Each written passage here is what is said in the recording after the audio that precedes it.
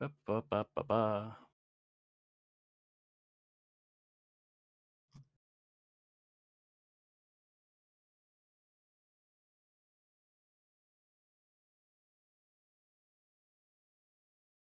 Okay.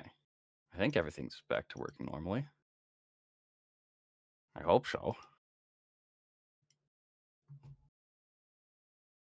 Where's my controller? There's my controller. I threw it across the room for some reason.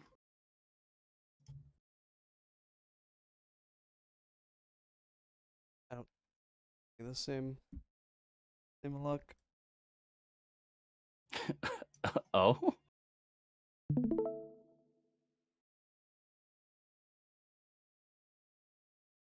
Get this working.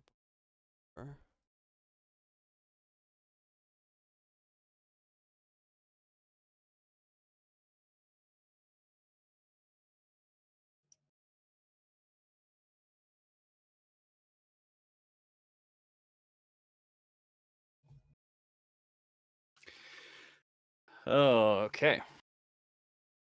I think I'm all good. Nope, I'm not all good. I forgot to do this.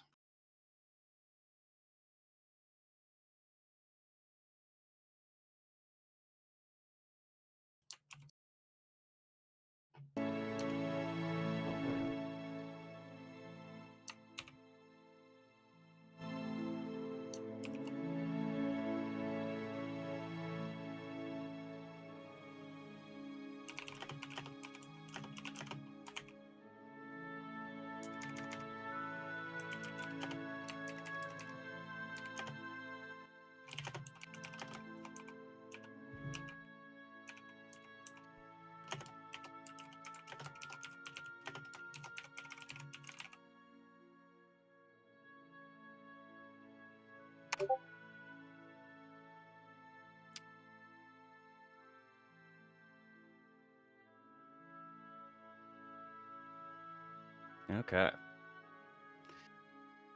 Ready to go. Welcome to something different.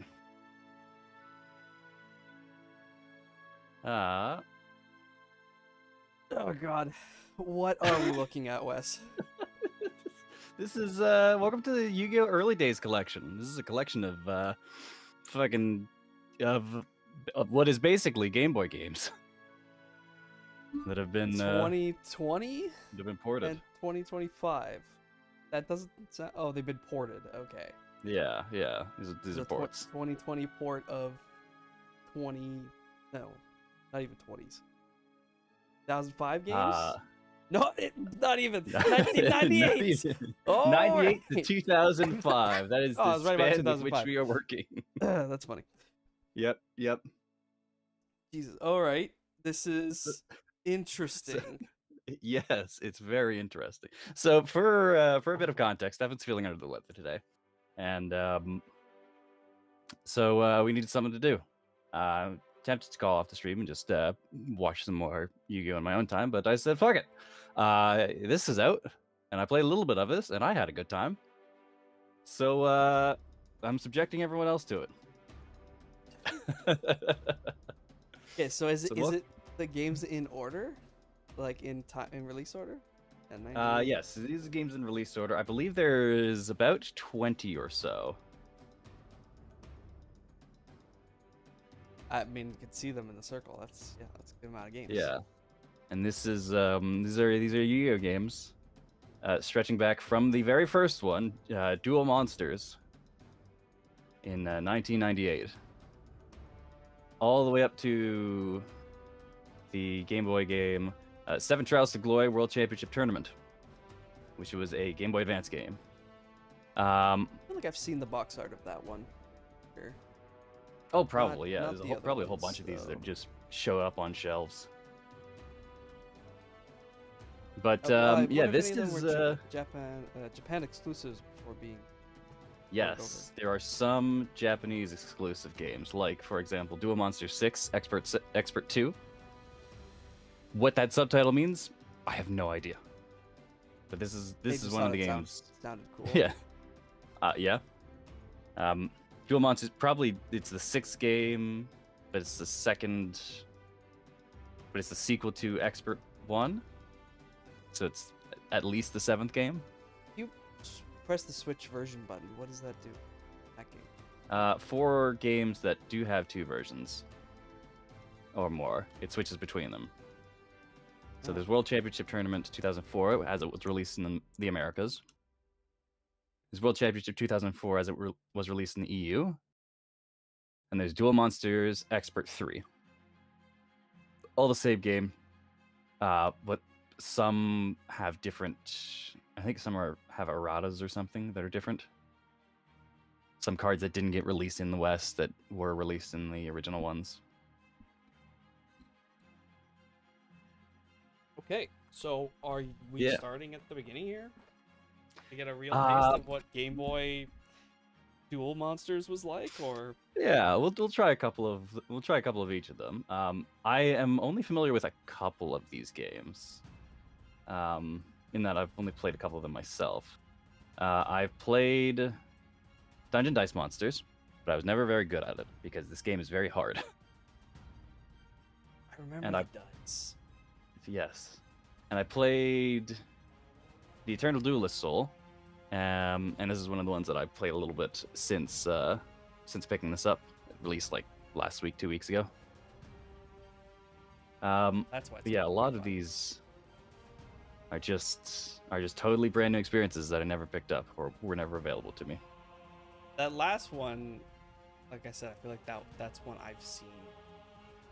Wonder if it's good because I've seen it, or if it's same as all the other. Who knows? Now, Let's see how it all started, I guess. yeah, a couple interesting things about these first couple games, though. These were released before there was an actual card game. So There was an anime. there was an anime that started with the Season 0 anime, which was pretty intense, that followed the manga. And then there was what was a spin-off, but eventually became the main crux of Yu-Gi-Oh! Going forward, where it focused on a specific interaction, or a specific episode of the original season, in which they played the card game Duel Monsters. But that specific episode, or that specific chapter, people were so interested in, oh, what is this Duel Monsters game? This looks so interesting, that they said, well, I guess we're just going to make the whole franchise about this going forward now. And then there came the anime, which was the season that everyone got. But for that first 2 years of this being in existence, we didn't really have any real rules. We had the basic structure of you throw down monsters, you play spells, you play trap cards, and you get your opponent's life points to 0. But if you've ever watched the first season of the Yu-Gi-Oh! Anime, it just sort of did shit. It was very much, here is your pieces, play D&D with them. Which is where things like Giant Soldier of Stone stabbing the moon comes from. Because there's no real rules. And of course, come season 2 of the anime with the Battle City arc, that is when they actually, it's like, okay, this is how we are introducing the real mechanics of the card game that we are now selling to people because of the success of the anime. It's such a fascinating history of how the interest in one particular aspect of this show spiraled into, oh, how do we make this into a real product? And then going forward, how do we keep making this product forever? And thus far, they've basically made it into a new game, is how they keep making the product forever. Yeah, you got to keep it updated to modern expectations. Yeah, and boy oh boy does it ever get wild. I might, as the very last thing of the stream, throw on Master Duel. Just Just walk us through one of the modern combos. Just as a hard switch to oh, this is what Yu-Gi-Oh has become. But let's see where it started. Let's try Duel Monsters.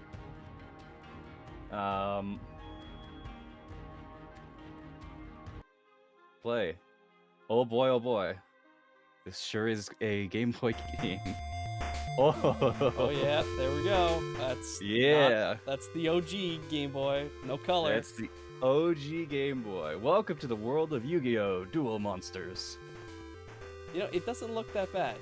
I feel It like doesn't look that bad, yeah. a lot of old games, when they're scaled down to, or scaled up, I guess, they don't look quite right because, like, the developers knew the screen that they were building on, right? So they kind of, like, incorporated the screen artifacts into their art sometimes. Yeah. Like Sonic with the waterfalls. Mm-hmm. That is a what's it called tube TV artifact. Is like basically what causes the animation to work. Oh, really? Yeah, there's like a few cool things like that when you translate it, that's why some games have like a CRT mode. CRT is what I was looking for. They have like a CRT mode because that like turns on those effects that the artist originally had planned for. That is so interesting. I knew about like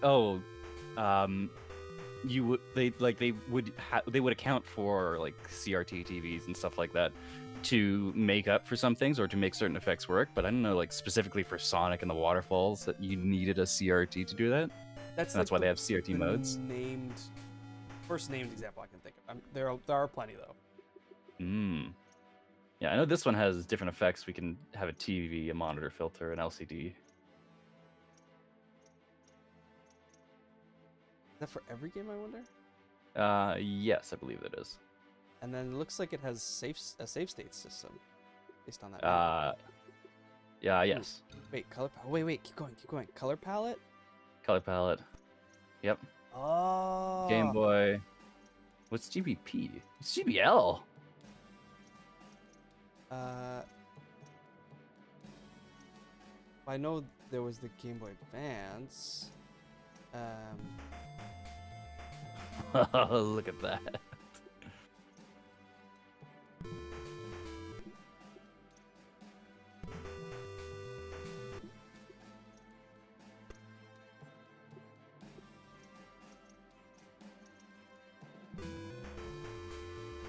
That looks so good.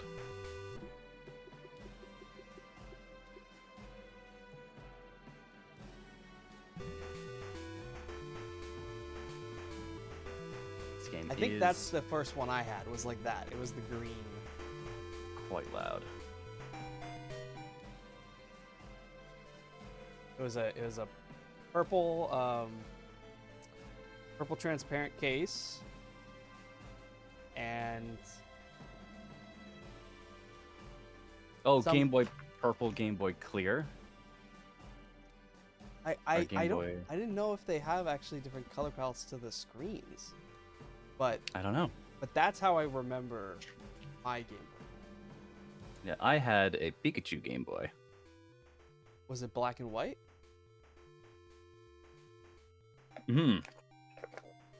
Oh no, it was like a Pokemon bundle for Game Boy Color. I didn't actually have a Game Boy. I had a sort of like a cousin who had an original Game Boy, and that was cool to see. But I had a Game Boy Color. That was my oldest console.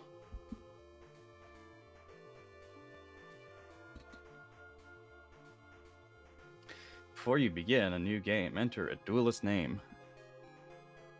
It's all that will be known in this world. Choose wisely, because you cannot change it later.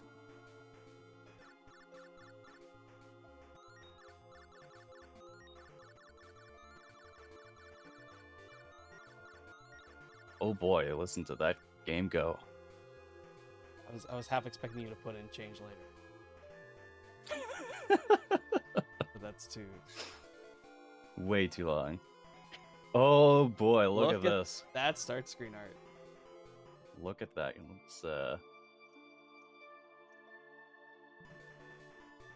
Let's see, it looks worse. It looks significantly worse. It does, yeah. Yeah. Yeah, that's so interesting. Just how it makes it gives it so much more depth to it, and it helps blend all the colors better. Uh huh. So yeah, welcome to the campaign. What? There's 4 characters. There's 4 characters to fight. Oh, to fight? I presume we're fighting them. Beat up Again, I know Yugi. nothing about this. I know nothing about this game specifically. We're talking to them. We're just say hi. Yeah. All right. Let's chat with Yugi. I'm Yugi. Nice to meet you. Beat each of us 5 times, and you can advance. Alrighty. Okay, you gotta beat 4 characters 5 times. Yep. What? Oh my God, this is amazing.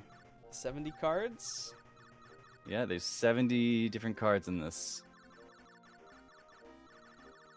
Oh boy.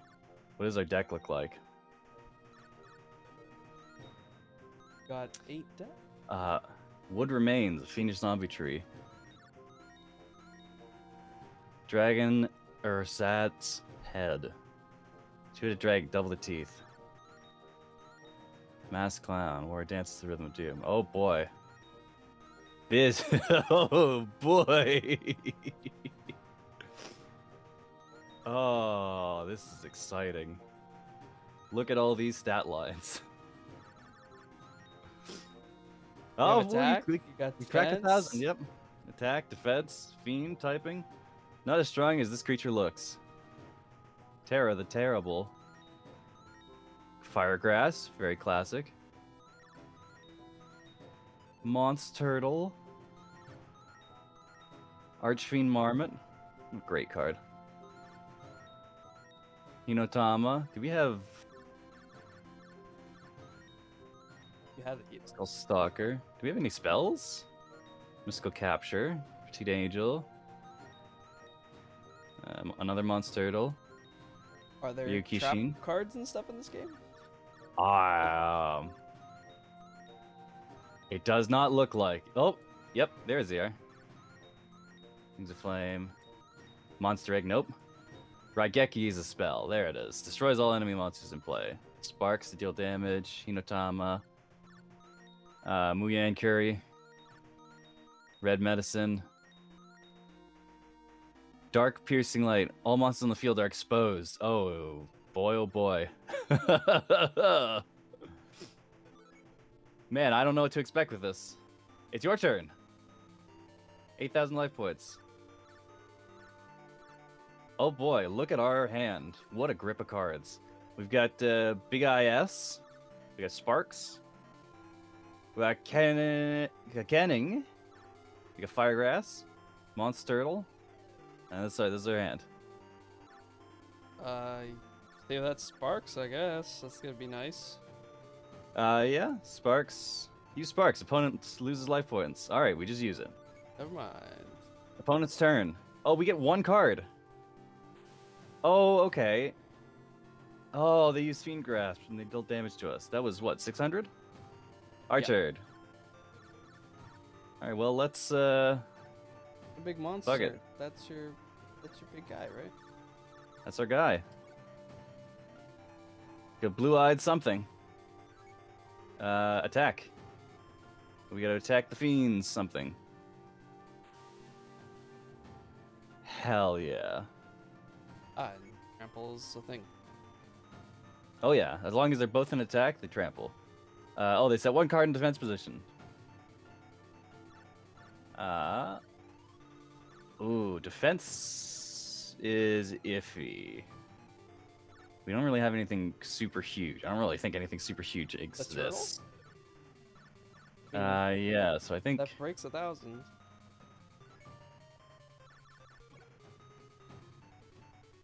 Oh, you couldn't put him in a defense mode? Oh, Defend. There we go. Okay, we have a little bit of defense. Oh, happy low? Easy, easy. All right, we just gotta keep throwing out big things, I guess. Dragon E. Dragon E attack. Oh, easy, easy. And we still have a monster, so we get to attack directly as well. Nice. 8,000 feels like a lot of life points when you're doing less than 1,000. Yeah. Like, it's another weird artifact of the time. Because in the show, where monsters like these really mattered in the first season, they started with 2,000 life points.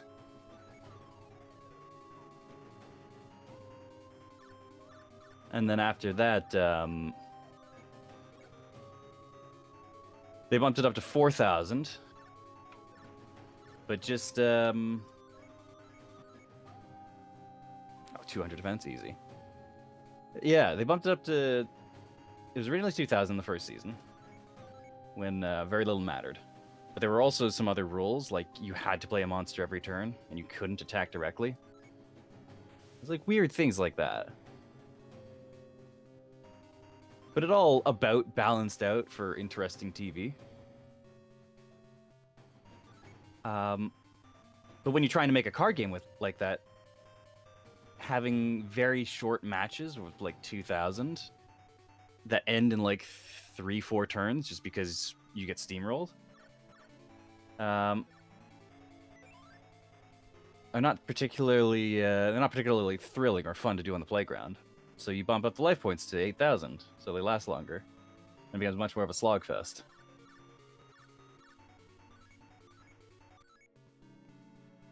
But it's very interesting that they keep this level of I accidentally hit a trigger. This level of attack points for this. But I guess this is, yeah, just following whatever concepts they had in development for the card game going forward.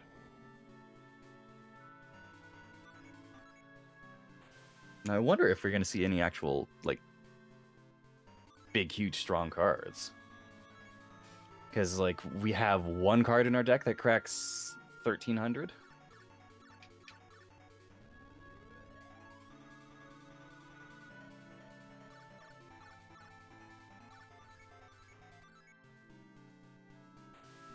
Hinotama, get out of here. And Dragon E, fuck him up.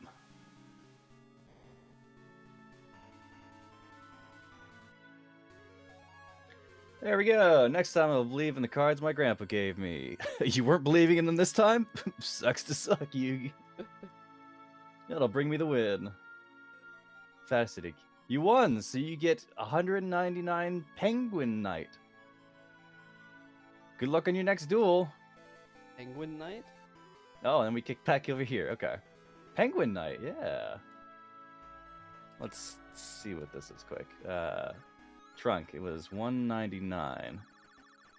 Penguin Knight, I believe, is an effect monster, which I would be shocked if they included it.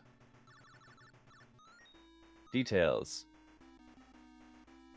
That is Penguin Knight without any of its effects. That's so interesting. It does have the Aqua key. Where does that mean? That's just creature type. Oh, okay. Yeah, spellcaster, dragon. Oh, this Aqua. card is sent directly from your deck to the graveyard by an effect of a card controlled by your opponent. Unite your graveyard cards and your own deck. Shuffle them, form a new deck. Okay, I followed that. Where- I think. Where are you reading that from? I just pulled up the. I just pulled up the card on Google. Such. What do you mean? Oh, I'm thinking Penguin Soldier. Either way, I don't think this card actually has any effects. it's just a Penguin Knight. Yeah. There's no room to put that information. With also giving it description. Yeah. All right. Well, that was the very first Yu-Gi-Oh game. But we got if that's what you got. There's a password screen. Something. Enter password. When you enter one, select done. Name okay. Yep. Quit. But yeah, that's about what the earliest editions of Yu-Gi-Oh were like, just smacking small monsters into each other as best you can. And that would have been in the original cartridges. There's no save state, right? There's Yeah, no probably. battery, Mm-hmm. so that's why you would need the password system. Mm-hmm. Makes sense, makes sense. Now let's see how the game evolved a year later. Duel Monsters 2. Dark Duel Stories. Had they like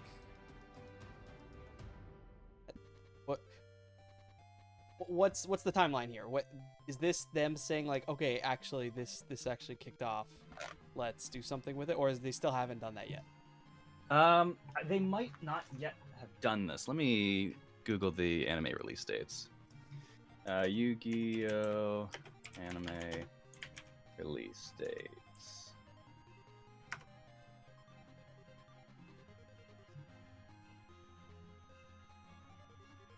The original run of the manga went from September 17th, 1996 to March 8th, 2004.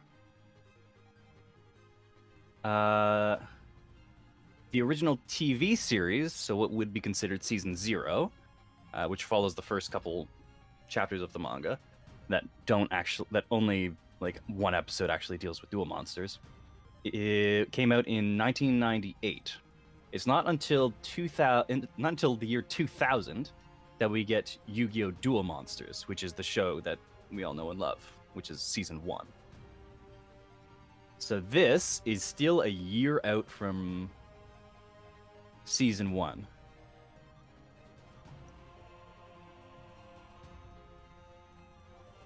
And let's see. Eric date, Duel Monsters Season 2, which is the Battle City arc, was April of 2001. So it's not going to be until about 2001 that we see real, actual Yu-Gi-Oh! Cards and mechanics properly. We're just going to see the reflection of them in these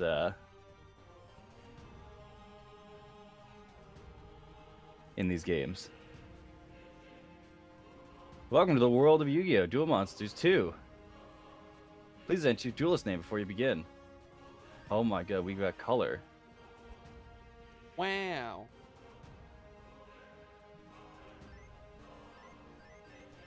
What's her name this time? It's gonna be Noah. Wow. It's First two fine, it's letters fine. are the same, so basically don't know. Yep. Oh my god, we got so many more options now. We can change our name. We can get a password. We can do records. We can do versus. This game feature is not supported in the collection. Well, we can't do versus yet. I believe it's coming eventually. Oh yeah? They are adding like online multiplayer support for the older games. This is just the other game. It's just in color and a bit fancier graphics. It might just be the other game. Yes. Let's see what the decks are like. I'm Yugi. Nice to meet you. Let you advance if you can beat me 5 times. Yeah, that's pretty This similar. Yeah, this is very similar.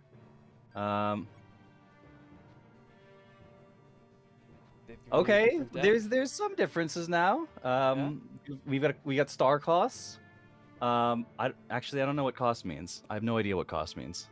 It's not levels, because this is a 250 by 250 Earth Warrior. We have attributes.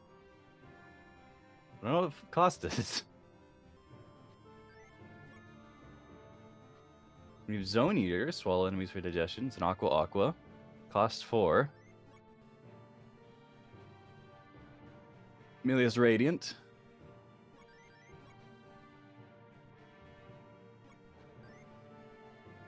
Oh, is it deck building cost?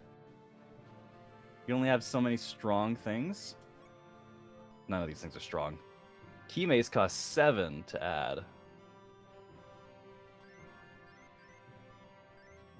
Where's a low monster? I think it's 350 out of 400 points. I think so. Curtain costs 11. Curtain of Dark. So let's return to Trunk. Yep, and we drop 11 points.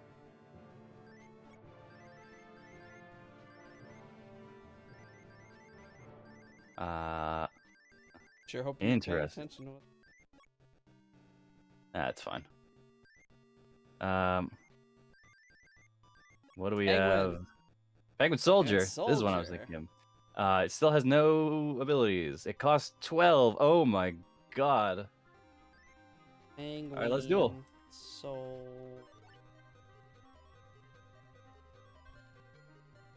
Penguin It's our Soldier. turn.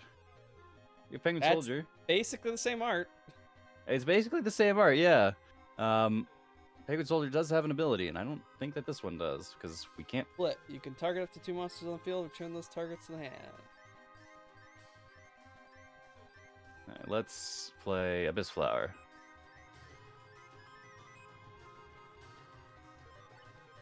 Oh, and we can attack on the first turn? Fuck yeah. Or no, we just played it in attack mode. Oh. End turn. Oh. No. Oh, played a face down. All right.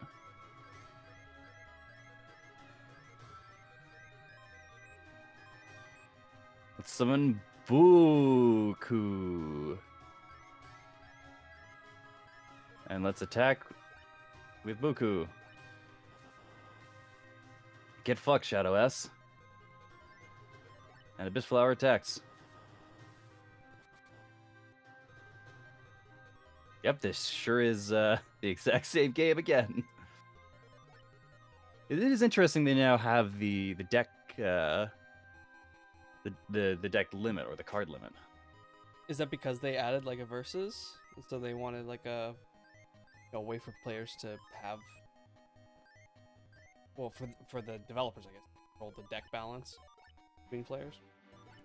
Probably, yeah. So it's interesting that, like, I feel like in this case, that's an immersive game design that they put in to solve a specific problem of, hey, why wouldn't I just use all the best cards in the deck, like the theoretical best cards, all the time? Right, yeah. So you just to give you a reason to, like, oh yeah, you need to have some of these other wimps in the deck for your opponent to beat on, or else it's just not going to be that much fun. So let's play this Penguin Soldier, who I cannot play face down, so he's just going to have to be face up, which I believe means he does not have an effect.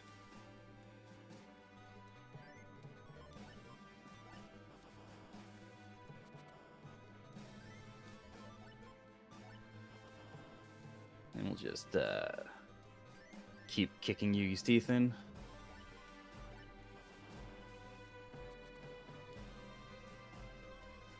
End turn. Yugi's turn. 1 card face down defense. I'll summon this Morphing Jar. Attack. Fuck you, Sinister Serpent. And we'll start chipping away at his life.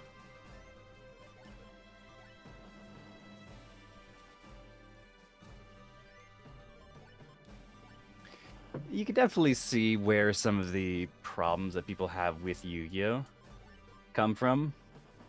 It really is a game where you do have to draw the out in order to in order to really be playing the game, because you do get eventually to a setup where your opponent just has a board full of beaters, and you need that one trap card or that one spell card to clear their board, or else you cannot make a comeback. And then to see how that advanced with what is essentially Yu-Gi-Oh! 2. With modern Yu-Gi-Oh! Where matches rarely, if ever, go beyond the 3rd turn. Powerful duelist just like my grandpa. I'll win next time. Sure you will, Yugi. Hello, Tail. You won. You got 2 Purun. Good luck on your next Tell you duel. what the number is? Oh, there, because it shows you the whole There we card go. detail. Yep. 444. Cost 9. So we cost 9 to add them to our deck. for a 450 attack and 500 defense Aqua Aqua. That's not amazing. What's the point of the monster types here? Because if there's no card effects, how does the typing matter? It depends on what card effects do exist. Records. Nope. My Rex, Mako, Kaiba. Spoilers. Oh yeah, they added a lot of characters in this. A lot of the anime characters who we wouldn't see for like a year. That's fascinating. Wait, the characters that came out in the anime the year after this game came out? Yeah, you see it in you see them show up in Dungeon Dice Monsters, but a lot of the characters from the like 98 anime, you just never see them again ever in Yu-Gi-Oh. But they reused their appearances in Dungeon Dice Monsters specifically, and probably some others in as side characters in other games. But these characters that we see names for right now, Mokuba, Weevil, Mai, Rex, Mako, those are all characters that show up in Duelist Kingdom, which we're not going to get for another year.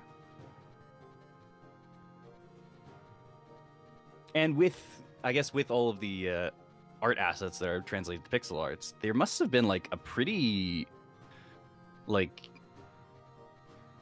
close relationship between the dev team of this Yu-Gi-Oh game and the animation team going forward. Yeah, this is published by Konami or actually developed by Konami directly? Oh yeah, but also, there's the manga that came out. When does Duelist Kingdom start in the manga? Oh, I guess that would be fair. Duelist We're only considering anime timeline. Correct. Start manga. Yu-Gi-Oh! Manga includes the Duelist Kingdom arc, which was first published in Tankobon volumes starting in 1997. The first volume was released in March 4th, 97. Okay. Duelist Kingdom manga arc, first chapter 60.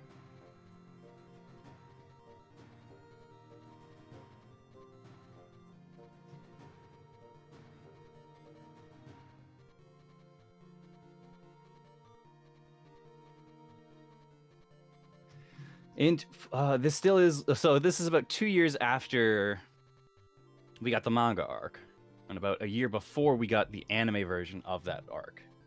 So we do have all of these designs. We do have all of the cards and characters that they use. Hello, 2F. Welcome. This is a stream mostly for B. So yeah, we do Also have all of these streaming. designs, and we do have some of their cards and strategies, but we can't implement them right now because we just don't have the memory. We don't have the space for it on a Game Boy cartridge. Okay, makes sense, I suppose. Art does probably take up most of the memory in the card game. Yeah. Lurking also starting. Hey, no problem. But yeah, it's a fascinating little timeline of events how this works.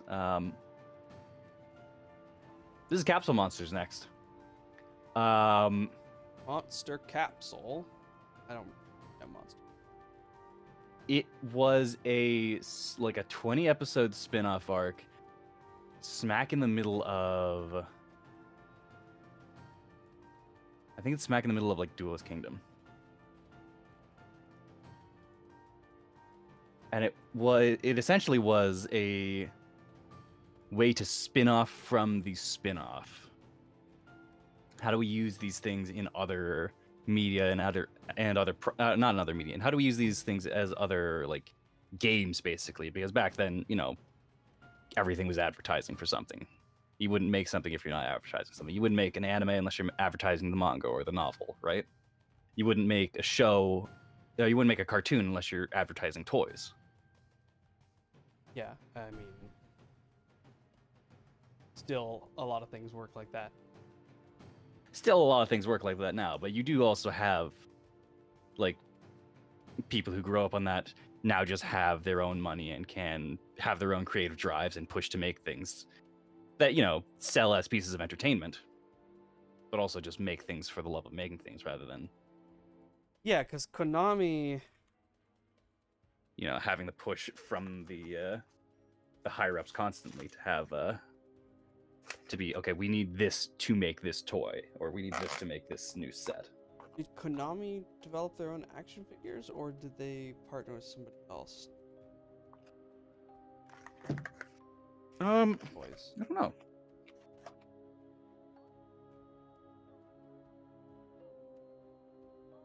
I'm not sure the Konami marketing situation.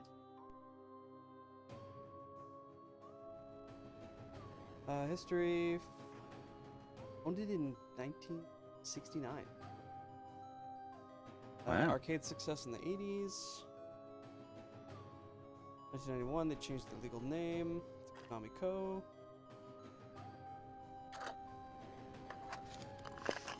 I found it. Oh my god, Kaiba was in a wheelchair.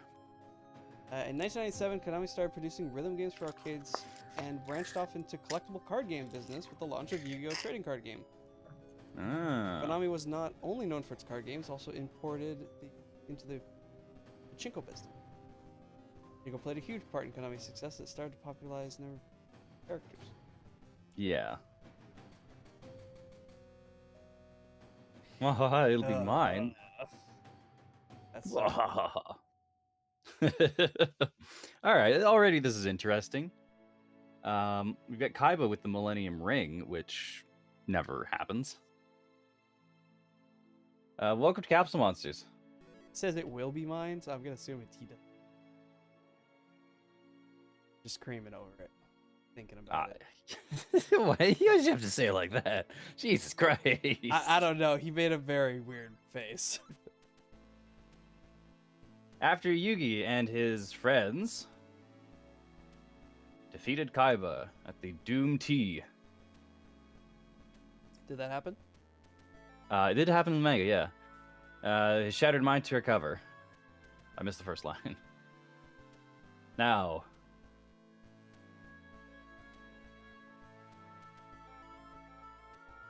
They have received an invitation.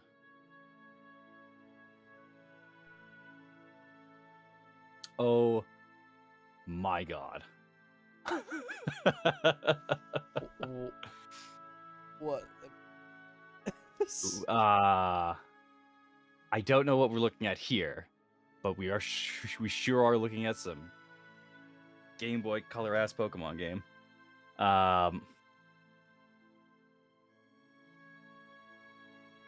So yeah, that the intro bit, not with Kaiba in the ring, but that was basically pixel art of the manga panel, in which Yugi destroys Kaiba's mind. As one does. As one does, yes. So how the story of Yu-Gi-Oh shakes out is I don't know what I'm looking at right now, yeah. So Yugi's grandpa is an archaeologist and brings back the Millennium Puzzle and gives it to Yugi to solve as just like, oh yeah, here's a thing. Play with this priceless ancient Egyptian artifact. Why not? Maybe you can work on it. I have to run a card shop. Yugi puts it together and unleashes the spirit inside the puzzle, which is, Yami Yugi, who is the king of games. And what that means is that Yami Yugi can initiate shadow games in which, people's souls are on the line.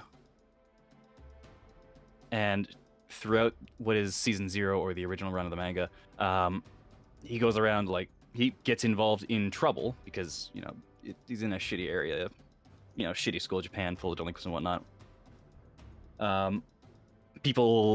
He gets into situations like a very notable one. He's taken hostage at a diner by a dude with a gun.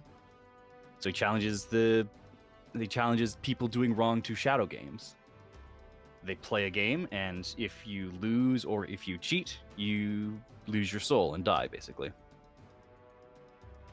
Where this bridges into Yu-Gi-Oh! Duel Monsters is that Kaiba shows up, and I don't know if he's just bullying Yugi or if he, like in the show that we know, wants a particular card off of Solomon Muto, Grandpa Moto. He challenges Yugi. He says, "Okay, we'll play this game," and they play Duel Monsters, basically. And it plays out similar to how it does in the first episode of the show that we all got in the West. Kaiba summons a bunch of blue eyes. Yugi pulls the win, and then he basically crushes Kaiba's mind. In the original run, Kaiba does come back as... I think he comes back as a ghost first, and then he comes back and actually challenges Yugi again. To which they play another game, and then Yugi actually yanks the evil out of Kaiba's soul and just lets Kaiba piece his soul back together by himself. It got really fucked up. But we just saw was Kaiba getting mind crushed the first time, I believe. And now we are here. Cover. Yeah. I guess waiting for him to recover. He is caught. He's come to some sort of revelation, and has invited us back to the Kaiba amusement park. Ho ho! Welcome evil. everyone to the Kaiba amusement park. Probably still evil. Master Seto is waiting inside. Please come in. Let's go, guys. These are all our friends. We got Yugi. We got Joey. Something smells fishy here, don't you think? Kaiba could be up to something. No way. Oh. It'll be fun. Let's go. It's totally fine. He only tried to kill us once. Come on, Bakura. Think about it.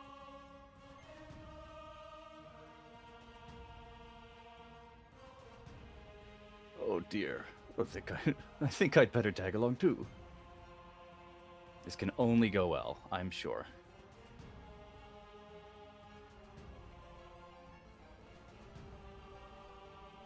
Give me your best Kaiba impression. You made it. Yeah. That's pretty good, you know? Kaiba, you look well. Why are you so happy? Don't get the wrong idea.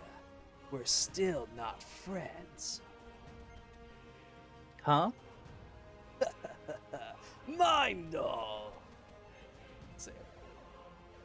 Oh, fuck. Getting dolls.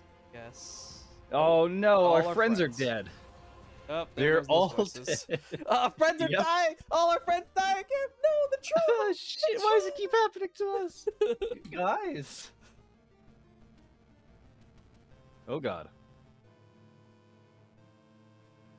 Oh, we've switched. We're now Yamayugi. Kaiba, what's going on? What did you do? What did you do to them? That's pretty good. I simply sealed their souls away into 5 separate dolls. Yugi, you want to save your friends, you'll have to win the Monster World Tournament held in this duel tower. Each time you beat the Dark Master who protects each floor, I'll give you back a doll.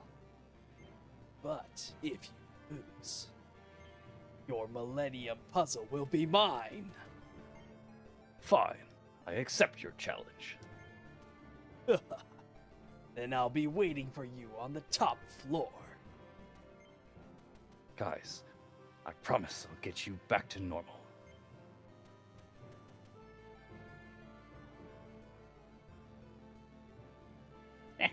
Shall I explain the rules of this tournament?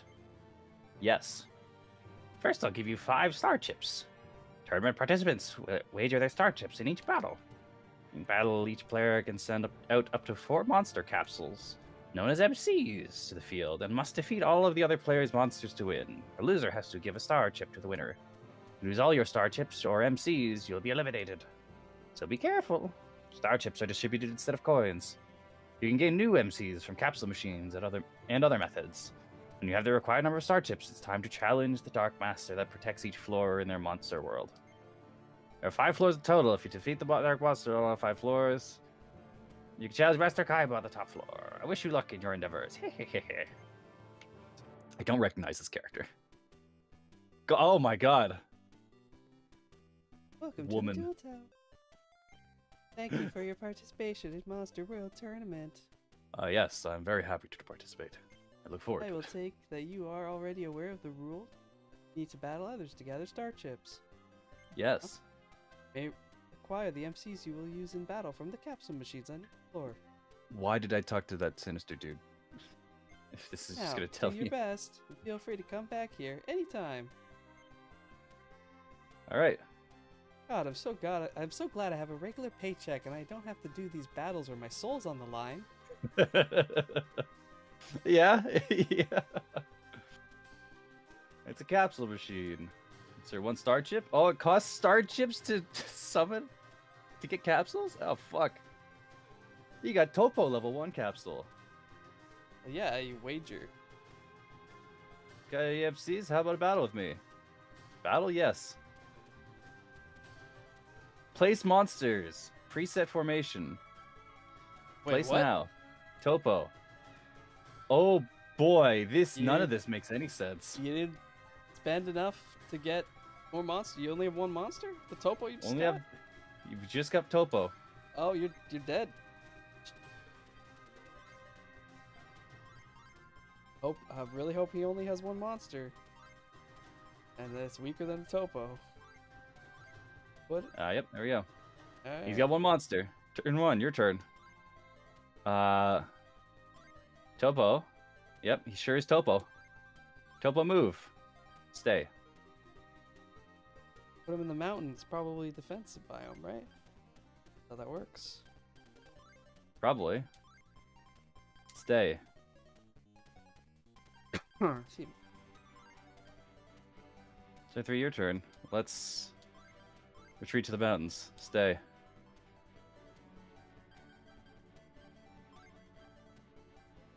Turn 4, your turn. Well, let's just go and attack. Topo can only attack diagonally. Cool. I'm glad it lets you revert your move. Yeah, that's good. Topo attacked. Pounce! Its accuracy rate of 80 against Brain Slime. Oh, wow. We're rolling dice. Look at those dice roll. We rolled a there's no 15. actual numbers on them. Inflicted 6 damage on Brain Slime. Alright. Cool, I guess.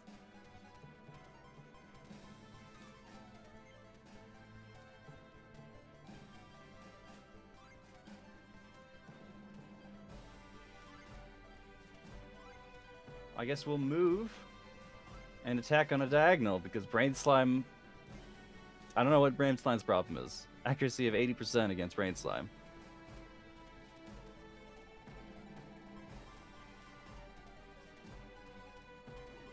Seven critical hit. Oh my god. So okay, high rolls are bad. Probably if we hit over 80, then we The miss. Thaco system? Oh no. 12 damage inflicted on Brain Slime. Brain Slime was defeated. Get fucked, Brain Slime. Defeat the enemy monster. Each monster gained 25 XP. Gain 1 star chip. I wonder if it's just on 0. On 0's in the 10 position. Like what, a 10 position? I don't know. You got Bigfoot level 1. We just got Bigfoot. Let's get another one. You Get need at least 2 Ninja feet. Squid. Having 1 foot is awkward. There's jukebox here. Try putting money in? No. Money is our life. What? Is it money? The crane game is filled with lots of cute plushies. MC. Caps. Oh. Stat. We got Bigfoot. Yeah, it sure is Bigfoot. We got Ninja Squid. None of these are... Okay, Bigfoot is eventually a thing, but that's not for like another like 10, 15 years. Ninja squid. That looks like Ninja a squid. Woopa. Yeah. Oh no! What Look is at that that attack radius. 1 up, or or queen movement down and diagonal down. What was Bigfoot's attack? Bigfoot attacks on the diagonal. Topo attacks on the diagonal. Oh no! Bigfoot's just a better topo. It's just a better topo, yeah. Playing Bloodborne and Gatling gun is underrated. Yeah. There's a lot of very interesting builds you can fit in with in Bloodborne. Let's battle. I'm gonna beat you. Battle, yes. Preset, no. Place now. All right, we got Topo. Topo will place here. We got Bigfoot. Bigfoot will place next to Topo. And we got the Ninja Squid, who is useless since we start at the bottom.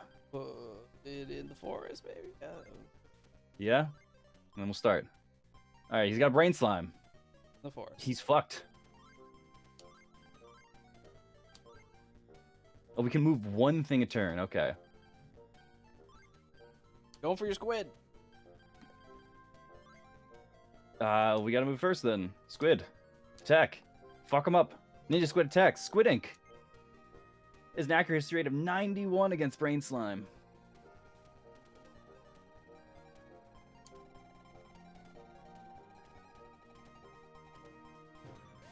$34, alright. Decent 6 damage inflicted on Brain Slime. Brain Slime's turn. Oh, Brain Slime has the squid attack pattern. He's Poison Spit. That's why he couldn't hit us for shit. Brain Slime got a field effect. Accuracy, a power up. Oh no! Fuck, it's using the fucking Duelist Kingdom rules. Why did it get a field effect? I guess because it's a forest type or whatever. 23. Oh fuck. Ninja Squid, you're fucked. Attribute Forest. Yeah, oh yeah, attribute Forest. Brain Squid Get out of is the attribute forest. Umi. Make it chase you to the Bigfoot. Because it can't attack you on the diagonals, and it can't attack you sideways either. Bigfoot is also forest type. Move. Alright. Stay. I think he can move and attack though, just because he's still above. Yeah. Brain Slime got the field effect. Actually, power up. 67 against Ninja. I think Ninja Squid's fucked. Sacrificial squid. If your monster 67. dies Ooh. in the game, it doesn't die in real life. Oh my! I don't know. It's a mystery. Move. Attack. Bigfoot attack. Muscle punch. Got support effect from an ally. Oh. Accuracy of yeah. power went up. Actually, 85 against Brain Slime. So we need below an 8. 91! Miss! Oh, fuck. Brain Slime took no damage.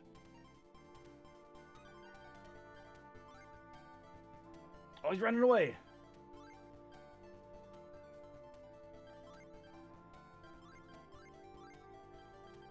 Bigfoot attacks, muscle punch. Regular accuracy is 75, okay.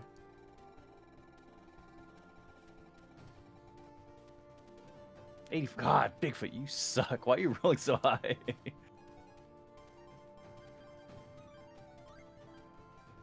He's running away. Bigfoot into a forest and stay. Oh, that was a mistake. That was a mistake. Bigfoot, fucking get him. Bigfoot attacks, muscle punch. Got a field effect. Accuracy, a power up. Accuracy of 85 against Brain Slime. Jesus Christ. 15 damage. Bigfoot rules.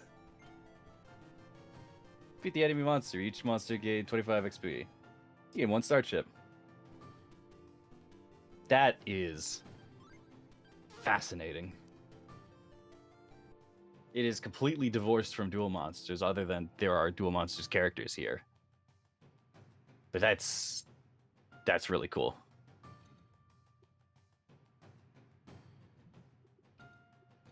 Save, quit. All right, that was Capsule Monsters, or Monster Capsule. Sorry. We're moving on to 2002. The Dark Duel Stories. Full novel. Maybe, entirely possible. Welcome to Dark Duel Stories. Welcome to the world of Yu-Gi-Oh! Dark Duel Stories. Before you start, input your duel name.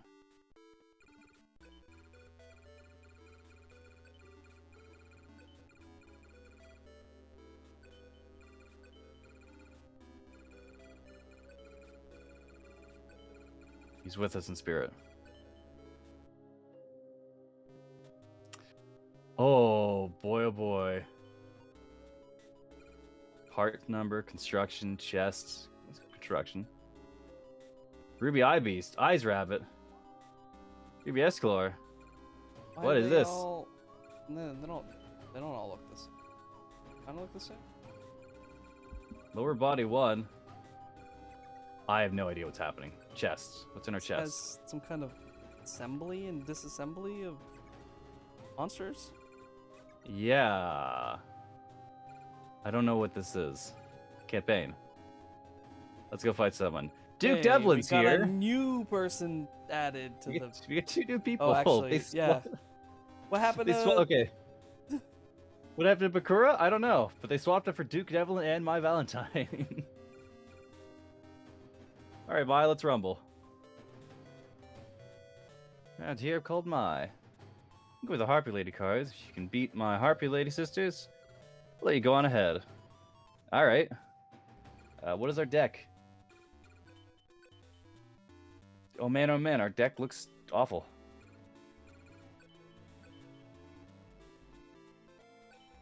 Oh, and I don't think there are any monster effects. Jinzo number 7 should have a monster effect, but it does not. It should be able to attack directly. I think this is the exact same game. But we don't start first every time. You think it was coincidence that we started first on the other one? I don't know if it was a hard rule, but we definitely didn't start first.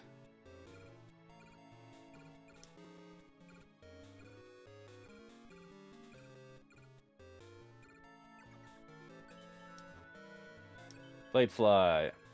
Offer. Special. Defend. These are new. This monster has no special effect. But we will attack. Go, Bladefly. Fuck up the rainbow. Details discard. Oh.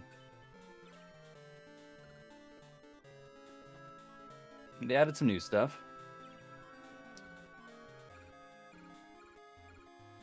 Mucka.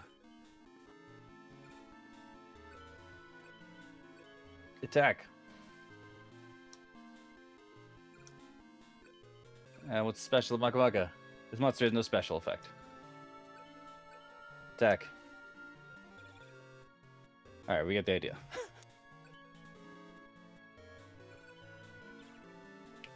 Alright, well, yeah, that's, that sure was exactly the same game as the first two. But maybe, just maybe, Duel Monsters 4, Battle of Great Duelists, Yugi deck is gonna be different. You think? I have no idea.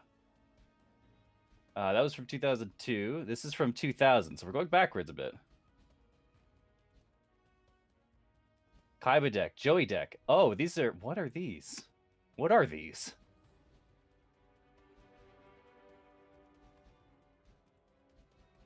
I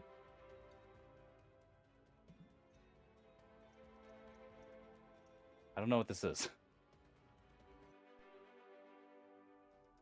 Okay. It's featuring the Egyptian god cards.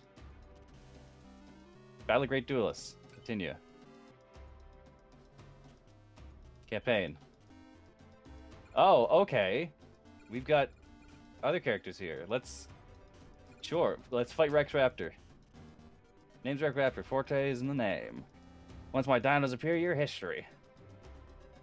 I wouldn't lose 5 times in 100 million years. Deck. Yep.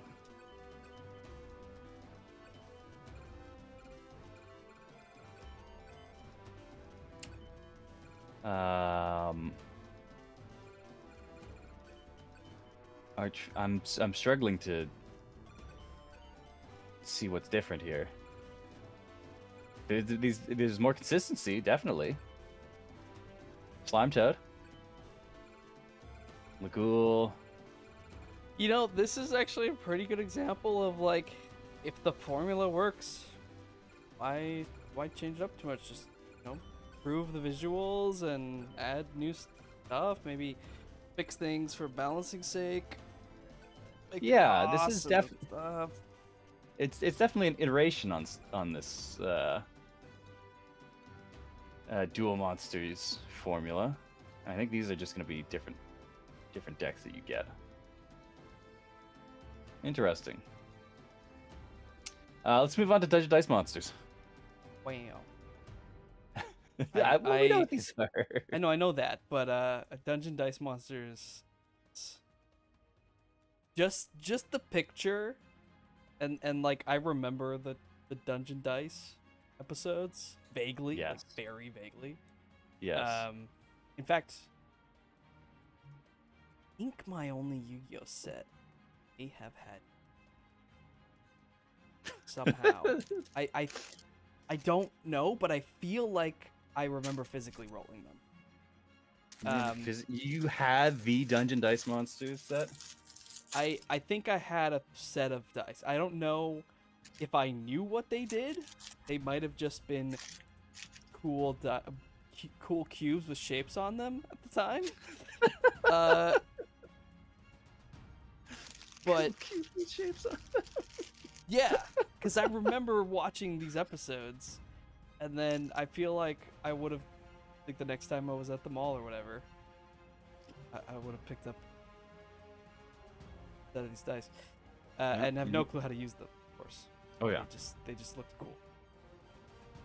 Yeah, so Dungeon Dice Monsters is another one similar to Capsule Monsters, where they were trying to figure out how can we monetize this more outside of just the card game now.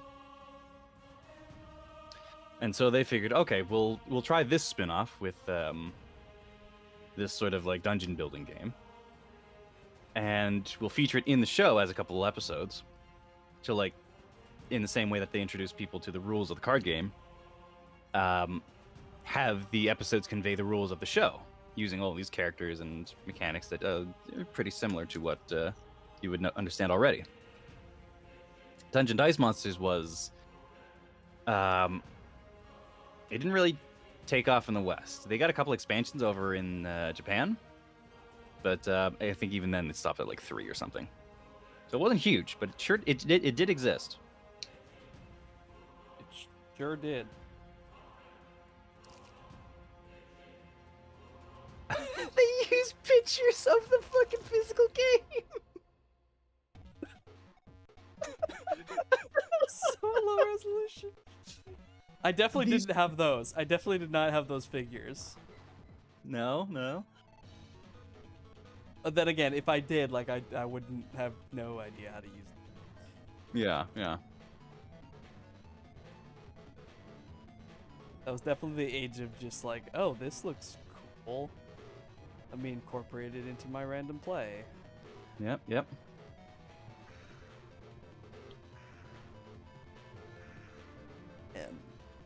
DDM. Now this is one of the Yu-Gi-Oh games that I had on the Game Boy Advance cartridge, and I tried to play this, but it's not easy.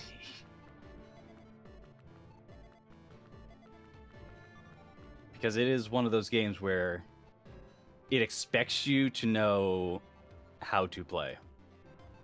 Because you've either just come off of watching the show and you saw this on the shelf, and it's like, oh yeah, that's that game that I just watched.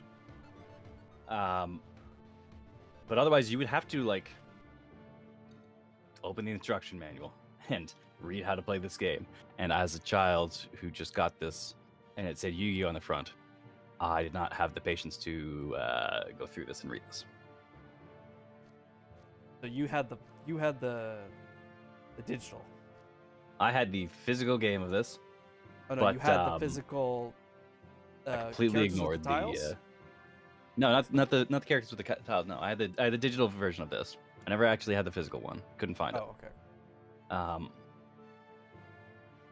But I did not have the patience to actually learn how to play this game, so I would flail at this game occasionally and then put it down and play Pokemon again. Yeah, that sounds about right.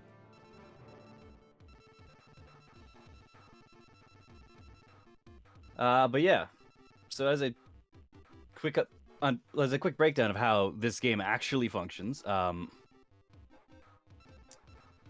you have a bunch of dice, and inside each dice contains a monster, and on the dice are the different sigils or symbols or whatever. I forget what they're called. Glyphs.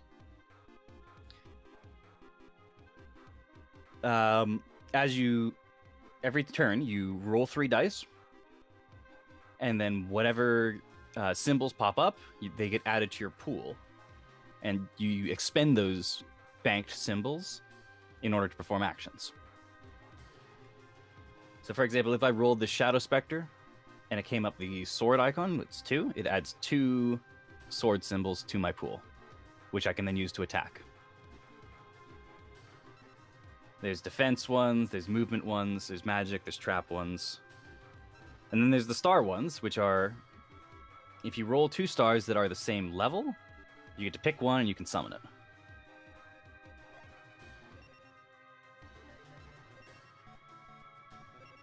Start the lunch like cups. Look at all these fucking random mess. Look at all these bozos.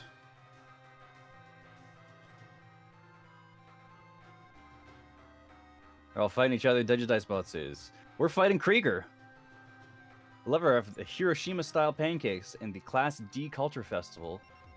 Committee chairman is not known if he hails from Hiroshima. All right. I'm busy cooking pancakes, but I can't say no to a challenge, now can I? Instead of pancakes, I'll do my cooking on you. What? Yep. Yep. Well, you only have so many lines to write. You have only so many lines to fit in.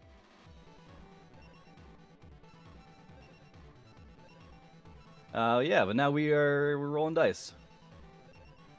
So we want to get out. We want to get out some level 1s. Start building our dungeon. Pick 3 dice. We roll them. We rolled 1 arrow, so we get 1 movement, and we can summon something. Let's summon the baby dragon.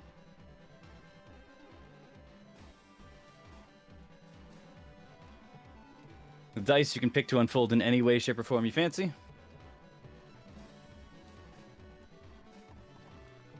In any orientation you like.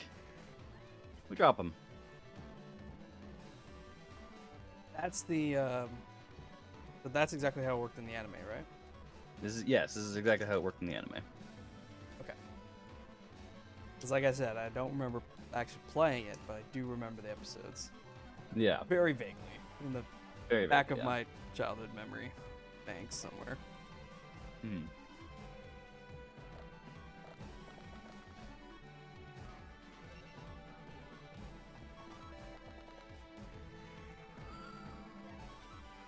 Got out a Mystic Horseman. We just want to be building out. We're trying to rush over to his dungeon master, and we're gonna punch in the face 3 times, and that's how we win.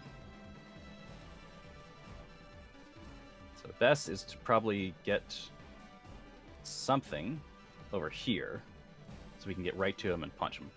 But in order to do that, we need to keep rolling dice and summoning things.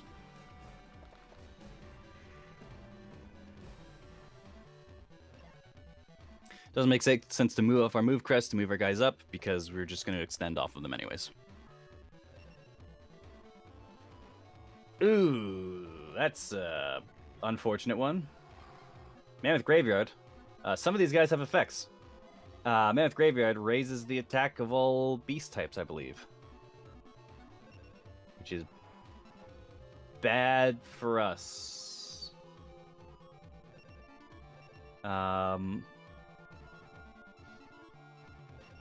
Let's just keep rolling.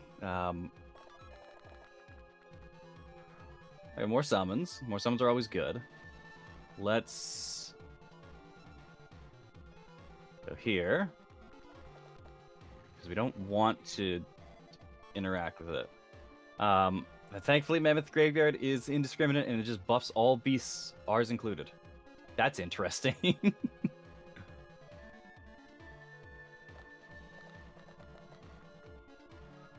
Oh, level 2s, no! Okay, he's not coming to attack us, though, which is fine. So if we're lucky...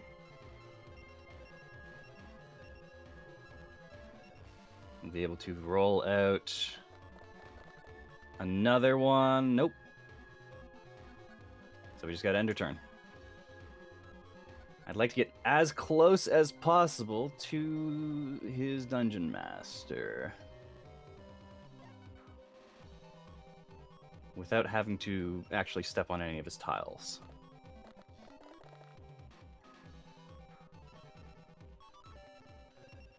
Twin Dragon.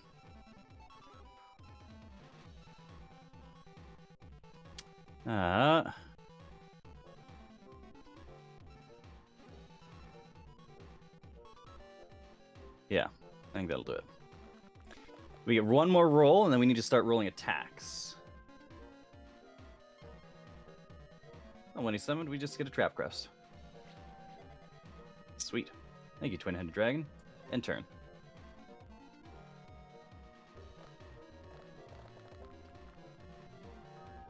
You got another summon. It's another Mammoth Graveyard. That's unfortunate. But he is a dumb computer, so he does not actually start swinging at us.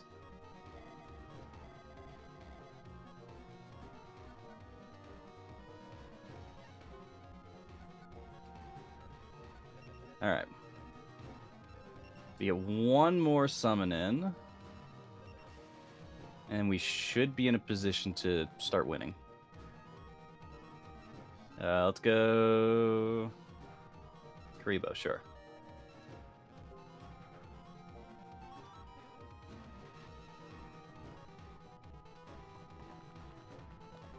Drop that there. We now have our Karibo. Unrestricted access to his Die Master. Attack! 1 to 3 hits down. We get in multiple hits per turn, but that is risky. And that exposes us to being rushed down as well.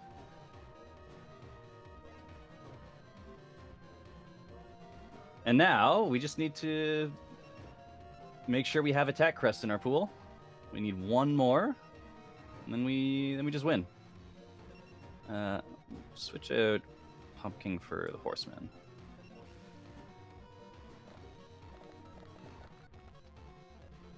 There we go. Karibo attack. Now, unless he can kill my Karibo and set himself up to block this twin-headed dragon, we just win.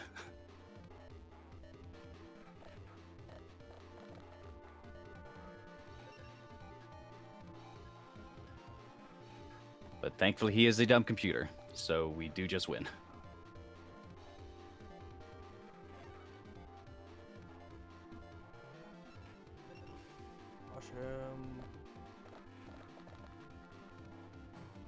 This die doesn't matter, but we rolled 4 extra attack. Attack the Die Master. And that's game. Win! You get an exploding disc. Exploding disc. And whatever all those other things are. Those part of the exploding disc? Yeah, those are part of the exploding disc. So when you go to roll die, if you put the exploding disc in... She lost. Yeah, so sad. Just trigger. Save game. Quit. That's Dungeon Dice Monsters. Now that I am an adult who has an adult understanding of how game mechanics function, um, and also have recently watched the Yu-Gi-Oh anime, I'm not having nearly as much of a time struggling with this as I did as a child. Well, that's I understand how it works, and I understand how the game functions. And you know what? It's a pretty interesting game. I would like to at some point have a read through the actual the manual of the physical Dungeon Dice Monsters game, just to see how it actually plays as a like real product. Because there's probably some adaptation cuts or changes to mechanics that they make for the digital release or for the show, and then once they need to push it through to a like physical board game, they probably have to change some things. So it'd be interesting to see how it actually plays differently. You know what I mean?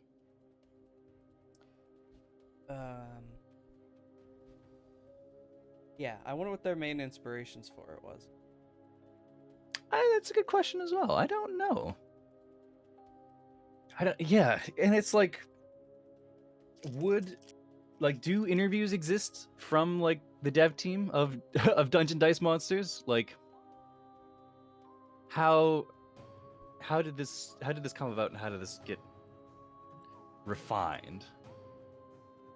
'Cause I know in like recent, on Netflix,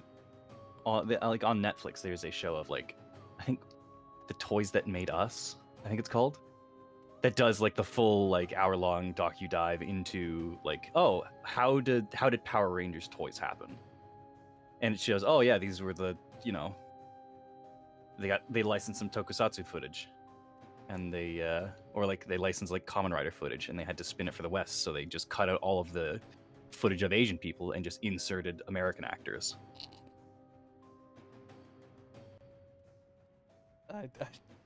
Okay, that's yes. This was like the early '90s. That was their exact reasoning. Well, I mean, I can understand the localization of, if they are talking, then we don't have to overdub them.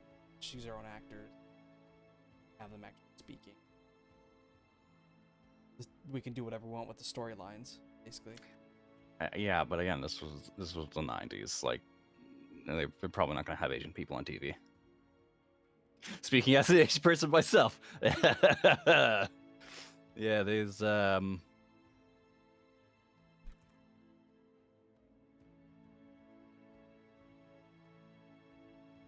takes a bit, but yeah, Dungeon Dice Monsters.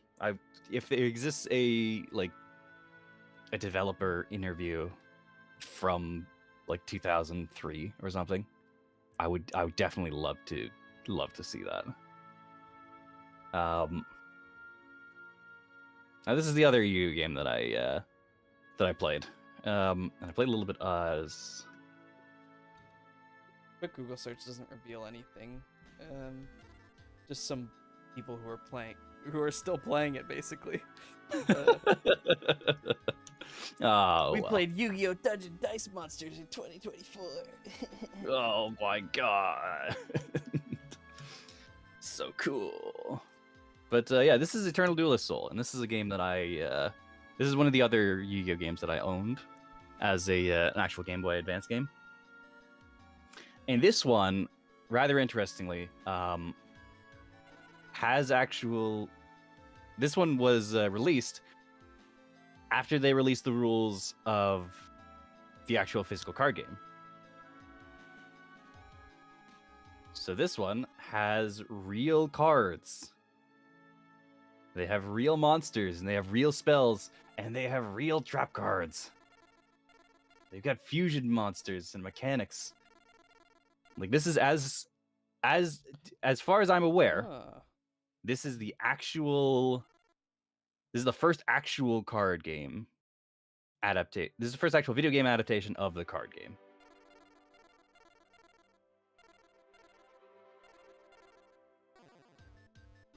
and it has all of the monsters have their real effects and have their real. What was it on? Game Boy Advance? This is Game Boy Advance, I believe. Yes. Yeah, okay. 16 by 9.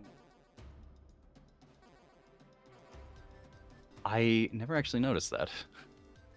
They changed resolutions. Yeah, I guess they would. Yeah. Yeah, you have to. That's the reason there's a big background there as well. Is to Yeah. make up the extra resolution. Yeah. Reminds me how hard America tried to force the nation guy to play horrible villains all the time. Yeah. Yeah. I mean, it did get, it did get better. I will say that, but like, American, like Hollywood really liked to play into stereotypes for a long, long time, and arguably they still do.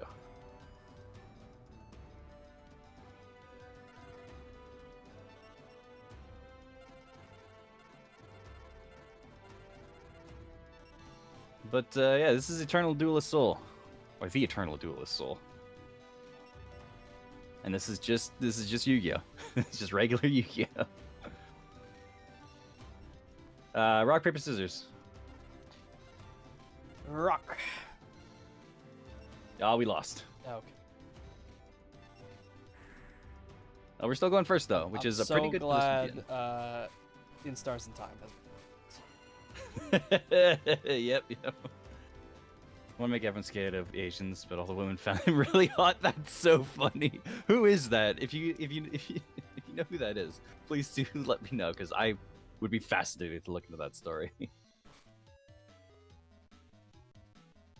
But yeah, Eternal Duelist Soul. This is just the card game. Oh god, that moving background. Yeah. Rogue Duel, 1600 attack, 1000 defense. I like that they can't, they can't actually fit any of the text, so they just have like the texture of the card, and then attack 1600, defense 1000 is like its own text element on like overlaid on top of the card's actual like texture. You know what I mean? Like see that little text box with the fake text? Like that's one sprite that's built into background image of the whole card. Yeah, well, rather interestingly, this is what Japanese Yu-Gi-Oh cards used to look like. This is the appearance they had in the anime, because they had the great big art, and then they had on the left is the text box, and on the right is the two lines of attack defense. But the text box actually had text, right? Yeah, of course, it actually had text. Yeah. Okay. Yeah. So they just have the appearance of text in this one. But yeah, I think you could probably find like older, like bootleg Yu-Gi-Oh cards that have that same layout. All I know is there's a scene of him branding a woman and woman watching it. We're like, yes! I'm glad to know that people haven't really changed since then. That's very funny.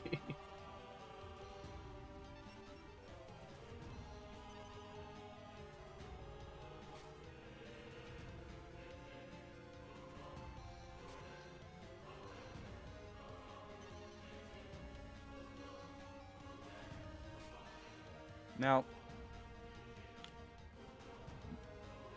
this version of Yu-Gi-Oh is, I believe, what was it, 2002? So it has like it has like a lot of the base set stuff,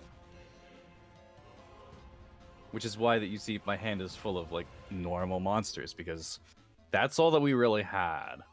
Yeah, there's Like 1000 by 1300, like that was a pretty decent monster.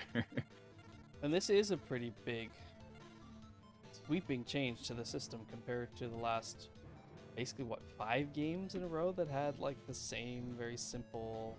Yeah, compared to the Duel Monsters games, this is like this is nuts. Like we have the zones, we have spell and trap card zones instead of just activating them and then they disappear and that's your one card for the turn. We have the monster zones, we have the field zones, we have the fusion deck. Graveyard, we have the banishment zone. We have draws. We have all the phases of a turn: draw, standby, main phase, battle phase, main 2, and then end phase. It's like, oh yeah, this is everything. I'll play Change of Heart. Designate one monster your opponent controls. I wish to take control of this monster. There's even chaining in this game, which was a surprise to me as well. Like, you can just activate things. Oh my god, it's a good thing I stole this. Oh my god, he set down a Mystical Elf. That is 2,000 defense. Fuck that thing. I will tribute the monster that I just stole to summon my Summon Skull. Enter the battle phase. Attack with your Ogdal.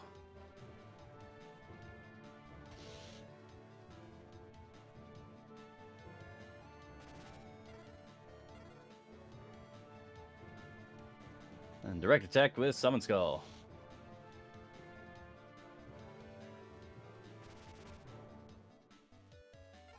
And I'll complete my turn.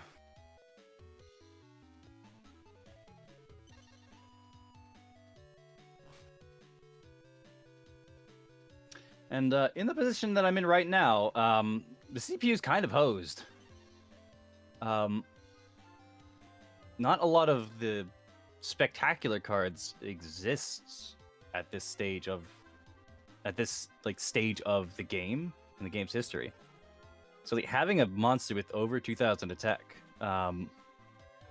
is kind of a deal break. It's kind of a winning game state, because they can only right now set a monster in defense, maybe set a card. Like, that card could matter, or they would need to draw into something like Dark Hole here to destroy all monsters on the field and sort of reset the game and maybe get the card advantage in their favor. Because otherwise, I just keep summoning shit. Go to battle phase.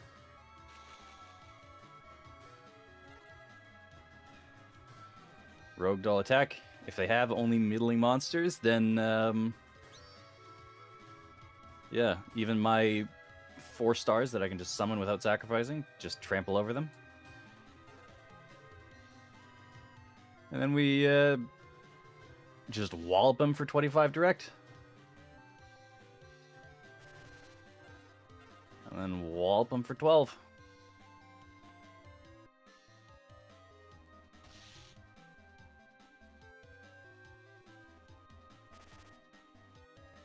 And we can't really finish him off this turn, so he gets one more turn to live. But writing's on the wall, Tristan. I get, unless you draw the out. Kind of fucked. Jinzo number 7. Direct attack. It's got an effect. He summons an effect monster. Oh my god. Effect monsters exist in the video games now and have, functioning abilities.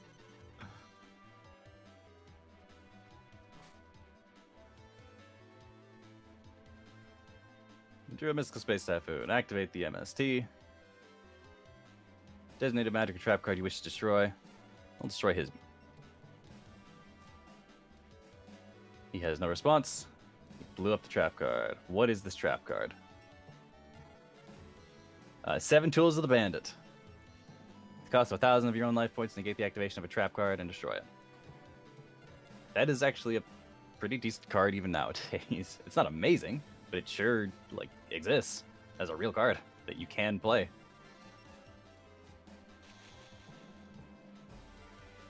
And yeah, Summon Skull. Attack Jinzo number 7.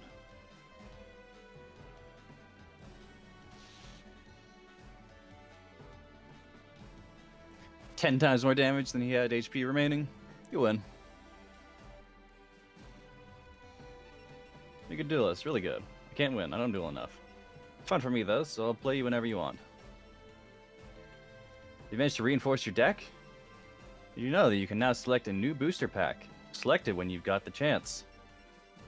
And we just unlocked... Oh, we unlocked 2 new booster packs. I only had these 3 before. Oh. Yeah, and in this game, you win and you get 8 new cards, I think, or 7. You get some number of new cards. Well, which booster pack should we open? Dragon. Red Eyes, yeah. The Red Eyes booster pack. We got 5 cards. That's what it was. They're not the worst, actually. Anthrosaurus, Beaver Warrior is a pretty decent one. 1500 defense, like comparatively to everything else we pulled. Like, if we put this in defense mode, it's a pretty strong wall. Even more so, Giant Soldier of Stone. That's actually a card that I wanted for this deck because it is 2000 defense, which nothing can get over unless you fucking tribute summon.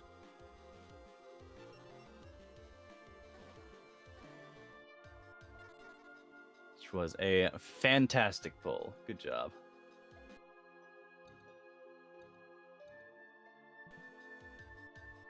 Save the game. Quit the game. And that's about all of the... That is the old school Yu-Gi-Oh games. There's more. Duel Monsters 6, Expert 2, Sacred Cards.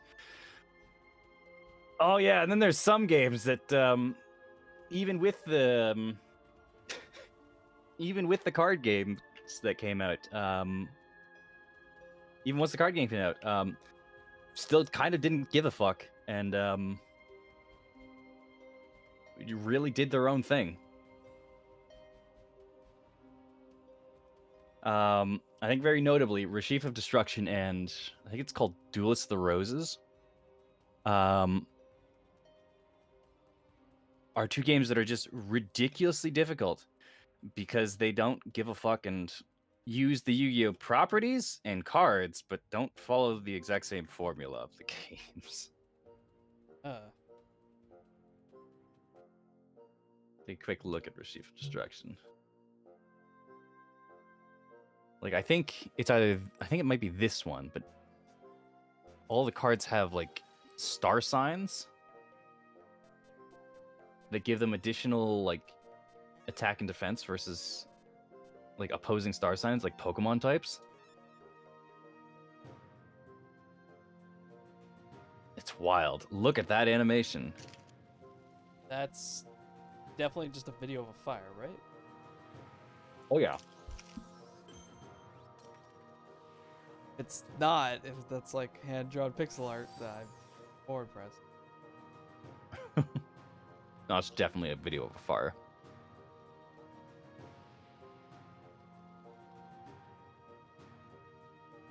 Or it's like a loop of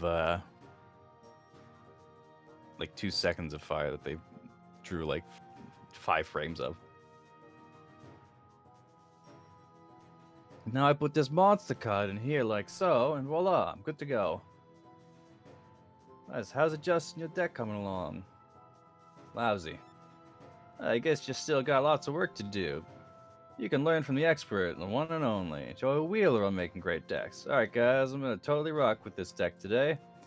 Man, I can't wait for the Duel Express train to come. It's been too long since I dueled in a tournament. Wes and Yugi and I are gonna own this tourney. Let's go for it. Yeah, don't think you're gonna let you win. Wes, that goes double for Yugi. Speaking of who, why isn't Yugi here yet? Oh man, this stinks. Look at time already. He's late. Come on, Yugi. How can you even think about being late on a day like this? You just get here soon, we'll miss the Duel Express. He's the one who promised that 3 of us are going to take the train together. Man, that Yugi. If he doesn't get here, he can give me all his rare cards, and I still won't forgive him. There he is. There's the boy. Everything's horrible. Why is everything horrible? Yourself, the Millennium Puzzle. My puzzle's gone, along with the spirit inside. Cool. When I woke up this morning, it was gone. Aye. What am I supposed to do? Die, I guess. Hey, we can't waste time staying here talking. What do you think? What should we do? Let's go look for it. Okay, let's That's what we're gonna do. You got it, Yug? I'll stop till I find my dearest friend. I promise. Get fucked, Joey. Counting on you. God, there's so much story here. What are you still doing here? Where'd the three of you take the Dual Express? And the puzzle guy's gone. How'd that happen? Oh fuck, it's a Shizu. What? Why is a Shizu here?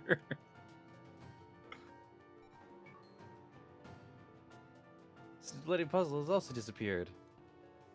What I fear the most is coming to fruition. Please, I need your help. What do you need our help with? See a puzzle. That's only to be expected. Please bear with me. Listen to my words carefully. Come to ask the duelist for your help. You must save the world from Rashif, the Dark Being. It's sudden and confusing. How the world is in great peril. Only strong duelists like you can save yourselves, ruins, something. All the Millennium items have disappeared. It's most likely due to Rashif's resurrection. The unknown entity must have commenced a fusion ritual on the Egyptian god cards, which released Rashif, the Dark Being, into the world. The ritual stole the mighty power of the Egyptian god cards. When the card's not drained of its mysterious energies, transformed into stone, you must send the Dark Being to its eternal rest before the world is destroyed. In order to accomplish this feat, the Egyptian god cards are absolutely essential. However, the Egyptian god cards have been turned to stone. They no longer have power. Only Millennium items can restore them to their former glory. Items have been scattered all over the world. Must be regained to resurrect the Egyptian god cards. And help the Egyptian gods, we may have a chance of sealing away the Dark Being. I'm counting on you to accomplish this task. Please, my powerful duelists. If left unchecked, the Dark Being's strength will keep growing. The world will be surrounded in perpetual darkness. Please help save the world. What should we do? Defeat the Dark Being. Hey, you can say that. Besides, after finding my Millennium puzzle, I'll go with you. As you said, I'm a powerful duelist. How can I refuse? You come along too. Thank you from the bottom of my heart. First Millennium items must be recovered. As a descendant of the clan of Gravekeepers, I can sense the fate pulses of the Millennium items. You must first make your way to the Egyptian exhibition. If my feelings are correct, first Millennium item should be there. Nobody asks is a great imposition, but I have no one to turn to except for you. Leave it to us. Words, you give me help for the first time in a long time. I'll leave the fate of the world in your hands. Fucking bye, Shizu. Fate of the world in our hands. Yep.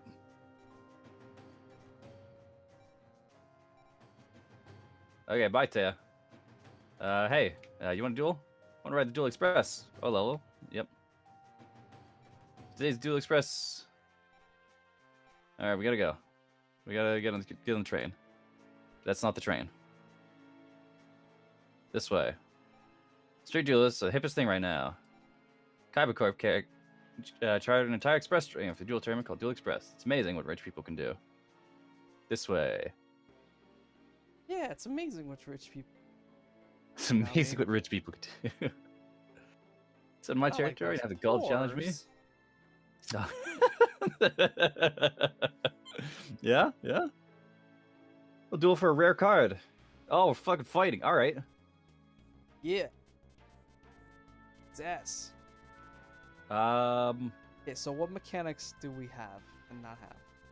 I think this is regular Duel Monsters, but it has the capacity mechanics from the other games. From the older Duel Monsters games. So that must be a multiplayer, like, balancing thing, right? I guess, but this is a single player game, it looks like. Oh no. Or maybe you unlock a versus mode later. Not available in the main menu. Is it okay to exit without dueling without selecting an anti-card? Sure, all anti this bites you. Uses anti. It's my turn.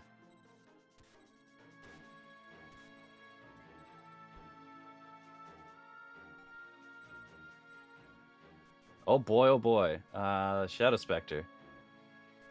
What do we got? That's a... What is that? Details. Type zombie. Summon fiend. Okay. Spirit of a wild animal.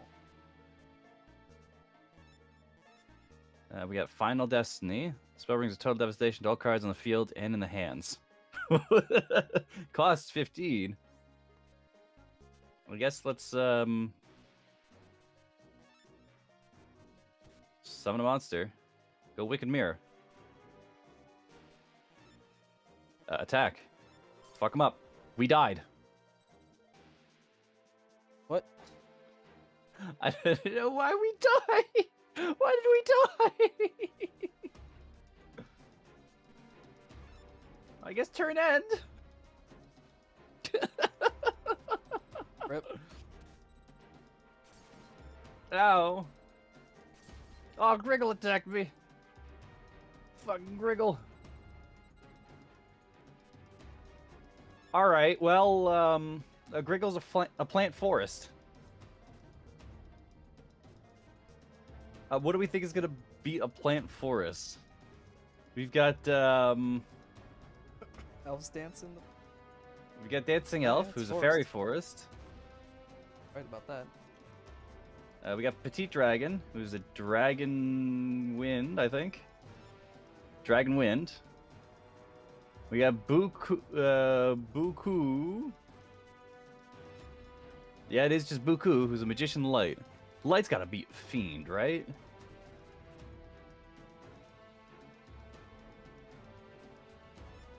Let's go Buku.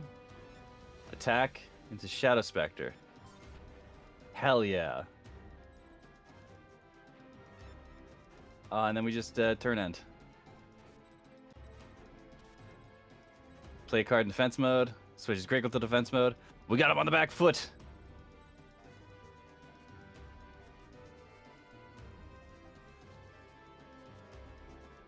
What can we do? Let's summon something big. Petite Dragon. Fuck him up. Petite Dragon. Attack Griggle. God, Griggle beats Petite Dragon. Why? Why? Buku attack Griggle.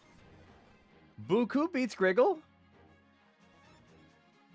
Is it a attack against attack? Not like how it works. Works It another should way? be attack versus defense if they're in defense mode, if they're sideways.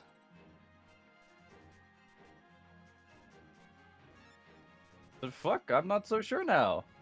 Wing Cleaver, attack this face down. Magician of Faith, get fucked, Magician.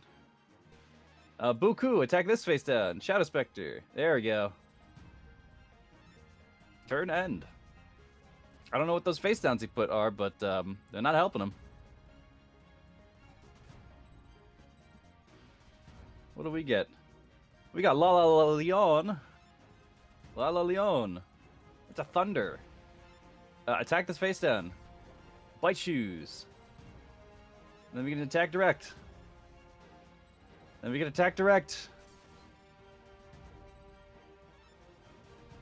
Why does the cursor do that after every move? What is going on?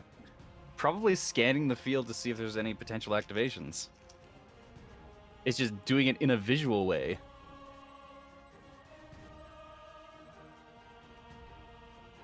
Because it does hit every single field space. Hmm. So it's checking for abilities or potential, like, activations of spell cards.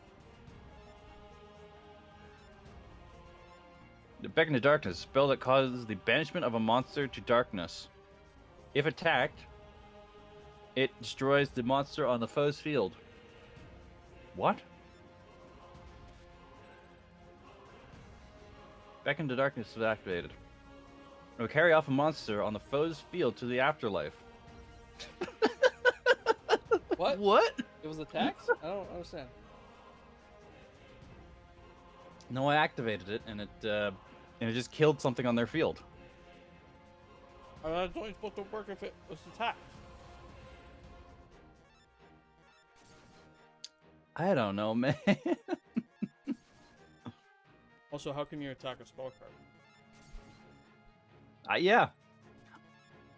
These are good questions. These are very good questions that I wish I could answer you. Oh, Shadow Spectre killed my fucking dancing elf. You piece of shit.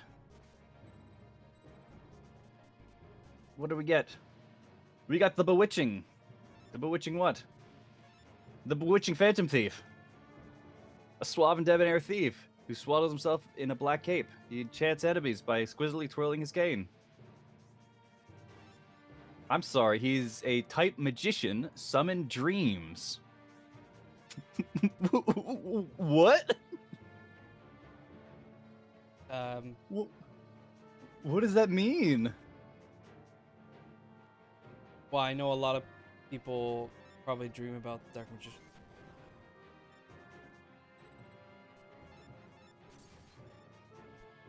Wing Cleaver, Lala Leon.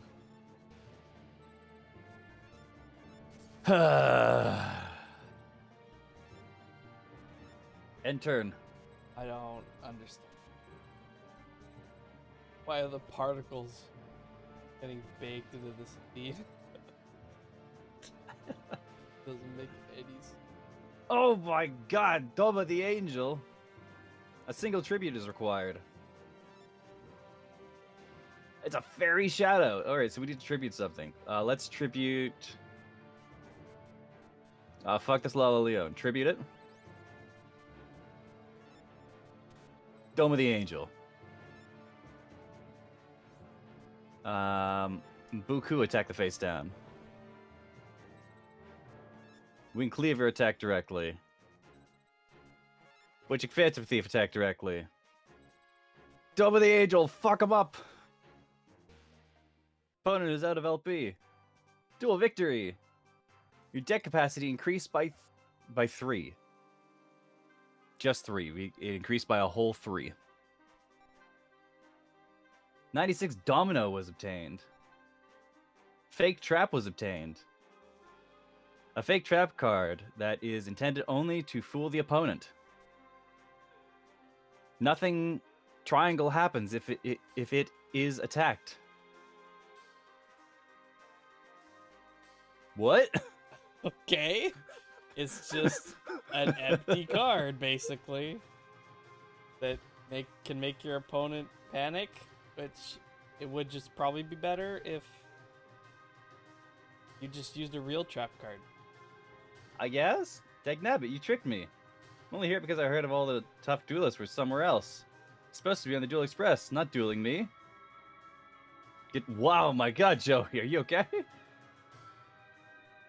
There he is. Wait, that was... I still don't understand the mechanics. Monsters also have a summon type that is more or less effective against other things? Sure.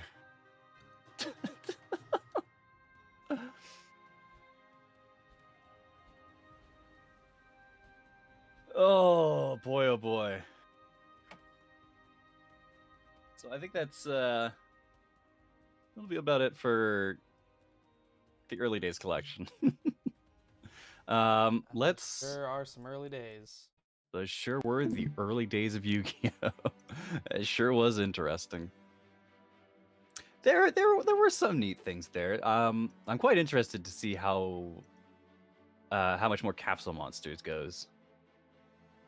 Because or Monster Capsule, I should say. Because that is very much it is very much a different game entirely from what everything else is.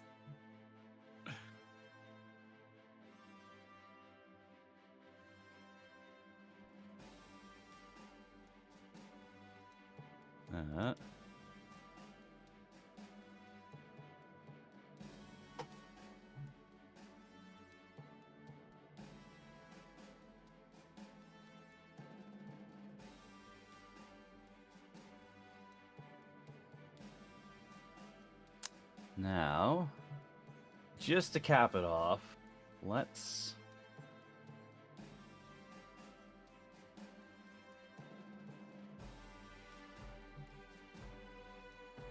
see some wild shit with this.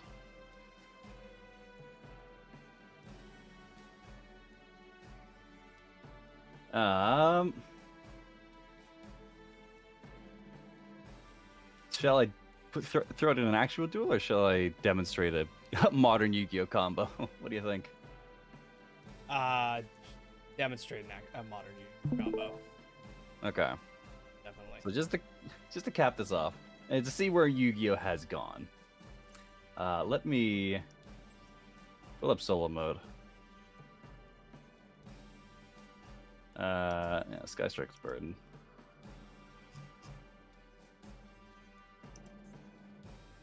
Load up this one. Very interesting. My deck.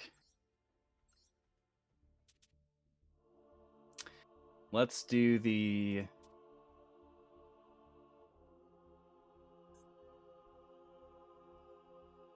Yeah, White Forest Asmina should be fun.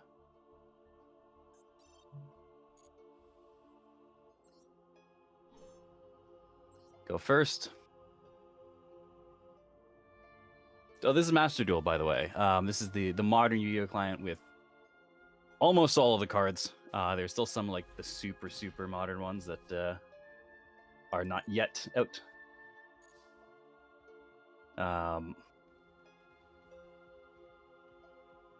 But yeah, let me.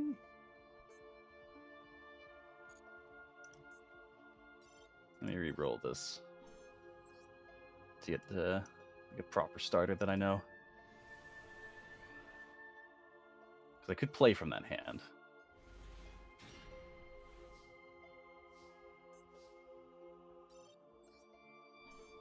But it's not an ideal first hand.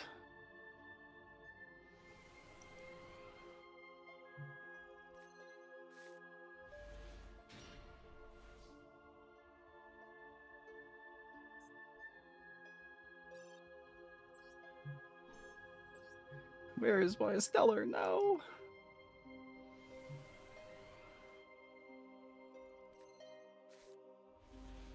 All right, there's a Stellar. All right. So this is my White Forest Asmina deck. It focuses on using these White Forest cards to synchro summon monsters and flexes in some of the Asmina monsters who are related in lore to just give the White Forest engine a little bit of a boost. All of these cards are fucking novels. So start by normal summoning a Stellar of the White Forest. She has the effect that while on field, I can send one spell or trap card from my hand or field to the graveyard to special summon one light spellcaster tuner from my deck. Activate her effect, send this trap card to the graveyard to grab a Sylvia of the White Forest. When Sylvia of the White Forest is normal or special summoned, I can add one White Forest spell or trap from my deck to my hand. I will go ahead and add Tales of the White Forest. Now with a Stellar, who's a level 2, and Sylvie, who's a level 4 tuner monster, I can bash them together to synchro summon. 4 plus 2.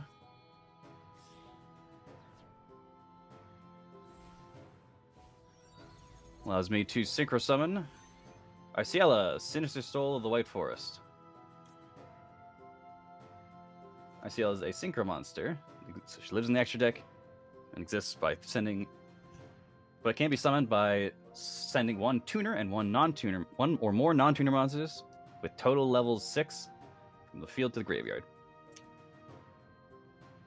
Arciela has the effect that if this card is special summoned, I can send one spell or trap from my hand or field to the graveyard and add one White Forest card or one light spellcaster monster from my deck to my hand. So I'll activate that effect. Send this copy of Tale of the White Forest that Sylvie grabbed me to the graveyard.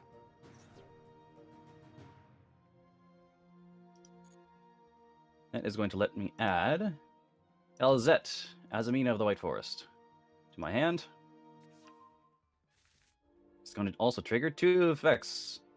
It's going to trigger the effect of a Stellar of the White Forest in the graveyard, who, because a spell or trap is sent to the graveyard to activate a monster's effect, while a Stellar is in the graveyard, I can special summon a Stellar.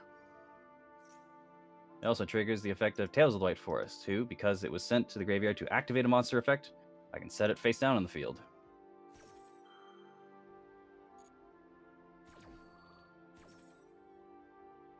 Tails, and a Stellar. And we'll then activate LZ Azamina of the White Forest in my hand. It allows me to reveal LZ and then special summon any one White Forest or Azamina monster from my hand. I will summon herself.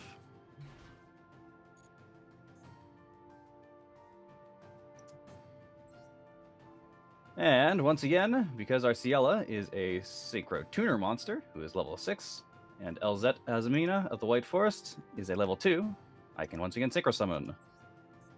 Take Arciela and LZ. Send them to the graveyard to summon out Diabelle, Queen of the White Forest.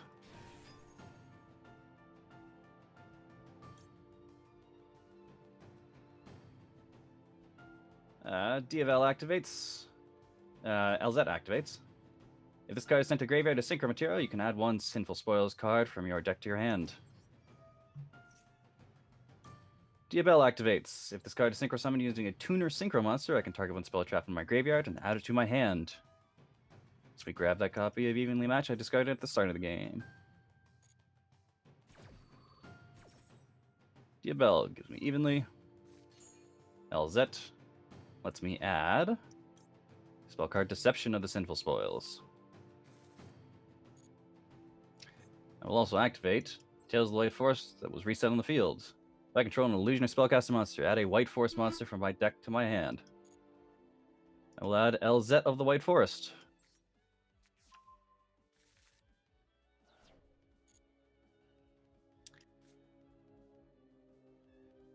I will then activate the effective LZ of the White Forest in my hand. Send a spell or trap card from my hand or field to the graveyard, special summon this card from my hand, then add one White Forest monster from your deck to your hand except LZ.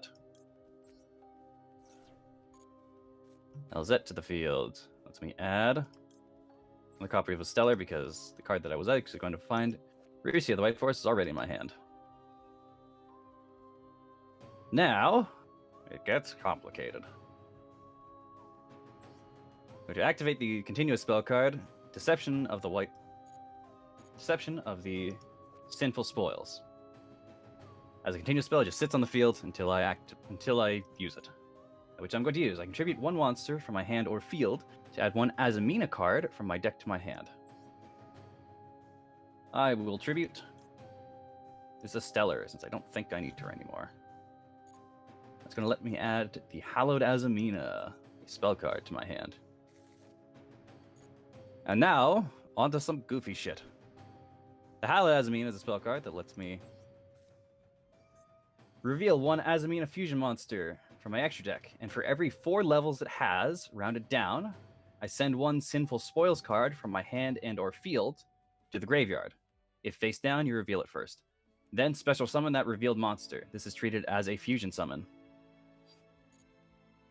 So I can reveal Azamina Mu Arcialgo from my extra deck, send Deception of the Sinful Spoils from my field to the hand because I've already used from my field to the graveyard since I've already used it. To summon out Azamina Mu Arcialgo. Azamina Mu Arcialgo. If this card is fusion summoned, I can add one Azamina or Sinful Spoils card from my deck to my hand. I will do that. I will add Wanted Seeker of the Sinful Spoils to my hand. I will then activate the effect of Sylvia the White Forest in my graveyard. If this card is in your graveyard, you can target one White Forest Synchro monster you control or in your graveyard, return it to the extra deck, and if you do, special summon this card, but its effect is negated. So by sending this Arciela, that's already been used and is now in my graveyard, back to the extra deck to be used later, I can get Sylvia the White Forest. Just because her effects are negated does not mean that she is no longer a tuner monster. And with Azamina Mu Arcialgo and Sylvia the White Forest, 6 plus 4 and 4 is a tuner. I can bash both of them together in order to summon the level 10 Synchro monster, Baron de Fleur. Baron de Fleur is an incredibly powerful monster. 3,000 attack, 2,400 defense. Once while it exists on the field, I can just point at something and negate it and destroy it. And also, once on every one of my turns, I can point at something on the field and destroy it. It's a stupidly strong effect. You in fact get it. Yeah. Yes. Well, pointing at something and destroying it is a once per turn effect. I can do that once every one of my turns, as long as I have Baron de Fleur. And then once at any time, as long as Baron de Fleur is on the field, but only once per duel, basically. Whenever a whenever a card or effect is activated, Baron can point at it, negate it, and destroy it. So it can say, nope, you don't get that effect, and instead that thing goes directly to the graveyard. There's a bit of a nuance there, because destroying something and negating and destroying it are two different effects. The destroy is basically at sorcery speed, so it can only happen when nothing else is going on and it's my turn and I control something, and I can perform actions like playing new cards. Whereas the negate is a response. It's a very strong card. And it's just so generically summonable that you can just put any two things together, basically, and get it. Which is why it was banned in the Western version of the card game for a long time, the TCG. Anyway, we're about to do something real goofy. In the graveyard, I can activate the effect of the Hallowed Azamina spell card. If this card is in your graveyard, you can target one Azamina monster you control or in your graveyard, shuffle it into the deck, and if you do, add this card to your hand. Because we used Azamina Mu Roselgo as synchro material, it is now in the graveyard. So we can send it back to the deck to be used later, to once again add the Hallowed Azamina to our hand. Which means that we can play it again. You play the Hallowed Azamina, and then you play the quick play spell, Wanted Seeker the Sinful Spoils, that we grabbed a while back.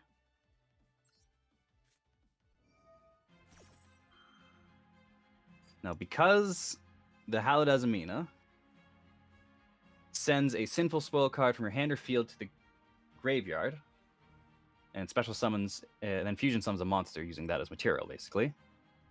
And because Wanted Seeker the Sinful Spoils is a quick play spell, and the weird fucking rules of Yu-Gi-Oh, how those work, cards just stay in place until the whole chain of events, essentially the stack, is all used up. My first cry, new song. Hey, thank you. Yeah, just at the very end of the stream, showing how how the Yu-Gi-Oh early days gameplay compares to modern Yu-Gi-Oh, and it's wild. Anyway, because of how the weird rules of Yu-Gi-Oh work, until the stack is clear, any cards that are used stay on the field while effects are still resolving. So because I activated the Hallowed Azamina first, and then activated Wanted on top of that, Wanted's effect goes off, but it stays on the field to be used as tribute fodder for the Hallowed Azamina. So Wanted resolves, grabs me Diabell Star, the Black Witch. Hallowed Azamina resolves, adds me Azamina Ilia Sylvia. Reveal, and I can send the already used up Wanted to the graveyard. To get basically a free Sylvia.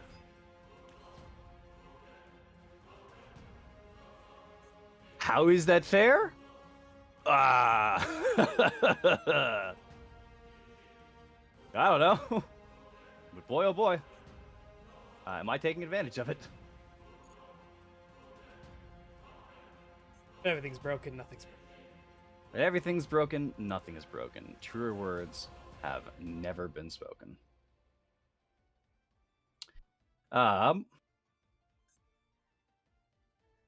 Now, we could end it there, and that is a plenty strong board. What this board does is, as Baron de Fleur, who just exists on the battlefield, and whenever my opponent tries to do anything, can point at it once and say no. Very similarly, Azamina Ilia Sylvia has the effect when your opponent activates a card or effect, you can tribute Azamina Ilia Sylvia and then negate that effect. So I've got 2 Omni Negates. And in addition, I also have Diabelle, Queen of the White Forest, who, whenever your opponent activates a card or effect, I can quick effect send 1 spell or trap from your hand or field to the graveyard to special summon 1 level 7 or lower tuner synchro monster from your extra deck or banishment. So if I get a spell or trap on the field, my opponent tries to play a monster card or activate a monster effect, I can send that spell or trap instead of activating it to summon out. Very specifically, what I want is Silvera, the Wolf Tamer of the White Forest, who, when she is summoned, changes all face-up monsters your opponent control to face-down defense position, which is basically a death sentence for them, because once a monster is in face-down defense position, very little can actually interact with it. You can't use it as link material, you can't use it as synchro material or XZ's material, nothing. It just exists on your field face down. Buff everything, nerf nothing. Yep, exactly that. As a White Forest Centurion, Lab, and Ubel player, I'm playing Snake Eye Fiendsmith White Forest Azamina soon after the Duelist Cup. White Forest Lab Azamina is good too. Go second card. Is White Forest Lab good?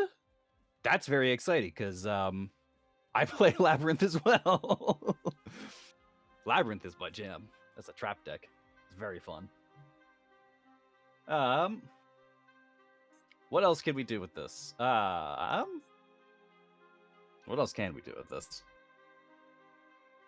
Diabelle Star tributes a Stellar.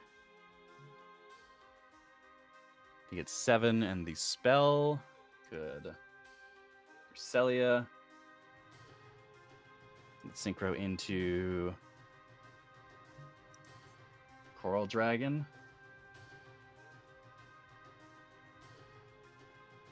I don't know, it's gonna be grind. I'm very excited. I'd be very excited for it because Labyrinth is a lot of fun. Sync card sent from the field to the graveyard.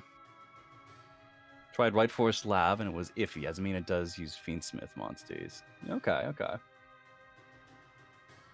Let's just go.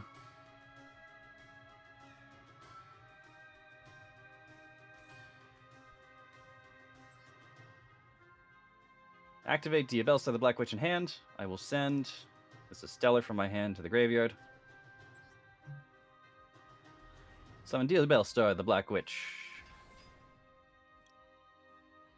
When Diabelle Star is normally special summoned, I can set 1 Sinful Spoil spell or trap directly from my deck. I will do so, setting Sinful Spoils of the White Forest basically as fodder for Diabelle. And to cap off this turn, let's just go. I guess IP Masquerade? Diabelle Star of the Black Witch and Elzette of the White Forest. Use them as materials to link summon IP Masquerade. Best of 2 worlds, yeah? There's a lot of spell traps introduced, so could be good. Only recently got into Unchained. Yeah, I was playing Labyrinth mostly as a really shitty Dogmatica. Just filling up with cards that trigger when you get sent to the graveyard, and then playing a couple of the Dogmatica traps and Ecclesia. Equation is a tough. Oh, I'm not smart enough for Equation. I am not smart enough to play the Equation canon version. Fuck no. Anyway, what I just did was link summon. They are blue cards that you can just fucking power out with any 2 cards. specifically IP Masquerena. As long as I have any two non-link monsters on the field, I can send them both to the graveyard to summon IP Masquerena. Link is such an incredibly fucking powerful mechanic that they added in. IP Masquerena lets me link summon on my opponent's turn. And whenever during your opponent's main phase, immediately after this effect resolves, link summon one link monster using materials you control, including this card. And a link monster that uses this card as material cannot be destroyed by your opponent's card effects. That was just any two random fucking monsters to make that, which is very, very strong. But yeah, this is a pretty healthy end board to end on. I've got two negates that can just hit literally anything. Anytime a card or effect is activated. I say no twice. I can flip all my opponent's monsters face down, and then if they still have something they can do after that, I can use IP Masquerena to use any of my expended monsters already to turn them into another link monster, which would be SP Little Knight. If this card is link summoned using a fusion, synchro, exes, or link monster as material, target one card on the field or any of the graveyard, banish it. Also, your monsters cannot attack directly this turn. Oh well. Exosister Valmonica, I think. Generic lab cards including Chaos. When Arius dropped last summer, I used it heavily. 2 copies right now. I dismantled the other. Filled another deck. It was fair. White Force Exosister Valmonica. Lucky pulls with Exosister. Exosister was interesting, but I think when I was thinking about building it, something else caught my eye. I don't remember what though. But Exosister is pretty cool. I've encountered Valmonica once or twice, and it sure did things. Oh yeah, and also as a bonus, with Deception of Sinful Spoils, if this card is in your graveyard because it was sent there from the spell trap zone this turn, I can set it face up, which can be fuel for Diabella, Queen of the White Forest, or is follow up next turn. So my opponent's gonna draw a card and try and do things, but I'm gonna point at him and laugh. Activate Baron de Flora? No. Standby phase. Main phase 1. Destroy all spell and trap cards on the field. That is not going to go through. I'm going to use Baron de Flora and say no to that. Baron is going to point at that card and laugh. Goodbye, Heavy Storm. Nice try.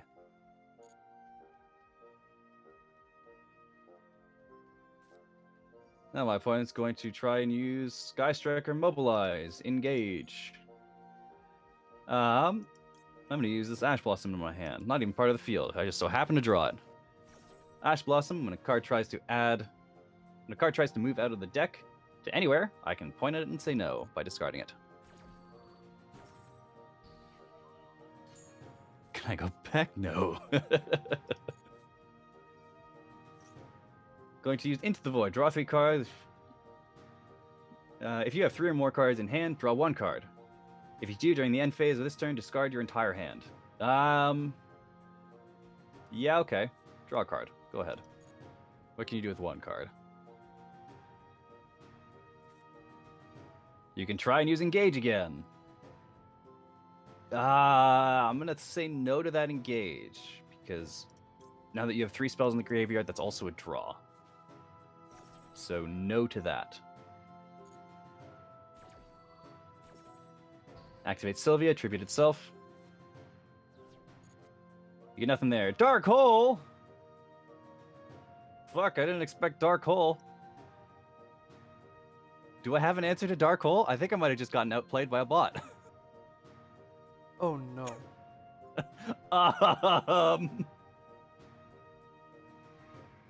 Well, it's a great demo of how modern Yu-Gi-Oh plays. Yep, it sure is. Shit.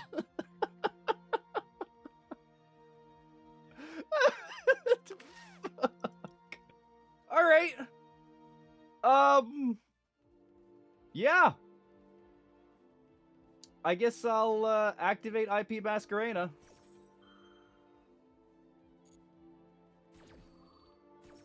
IP Masquerada. I can link summon SP Little Knight. Fuck.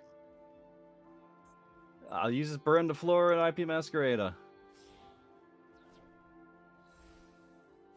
Tried reaching Diamond finally. Oh, nice. Yeah, I'm not very good at Yu-Gi-Oh! But I enjoy it thoroughly. Yeah, okay. Activate SP Little Knight. Let's... You don't get that engaged in your graveyard. Set one card face down. End the turn. All right. Well, that was interesting. Let's see if we can win this in one turn. I think we might be able to still. Let's go Deception of the Sinful Spoils. Activate it. Tribute this Fuelos because who gives a fuck what it's doing. Add Queen Azamina to hand.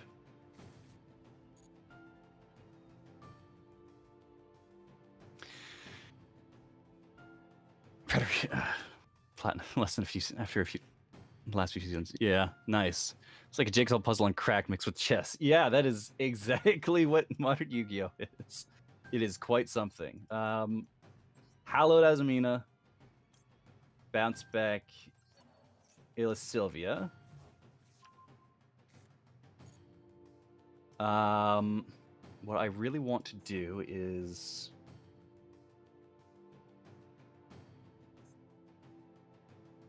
activate a Stellar somehow. So I need to do.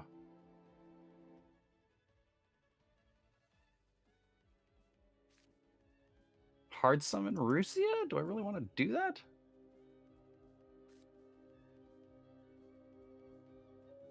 I can Hallowed Azamina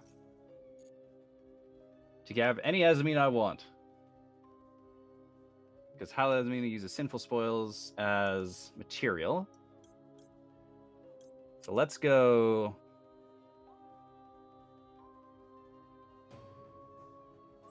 Saint Azamina. 1.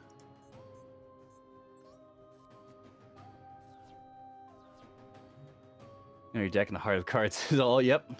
Complex deck I played last year. Branded tier. Oh boy, is that an adventure. Oh, tier limit scares me.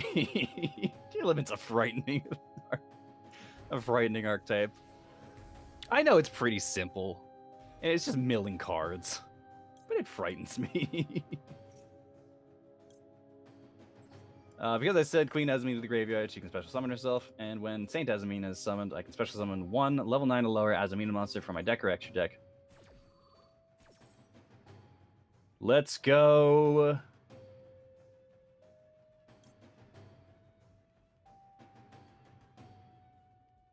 Back in November, so half a year after playing Master Duel. Yeah, that's pretty good. I mean, even still, it's a pretty good time to play tier, I think.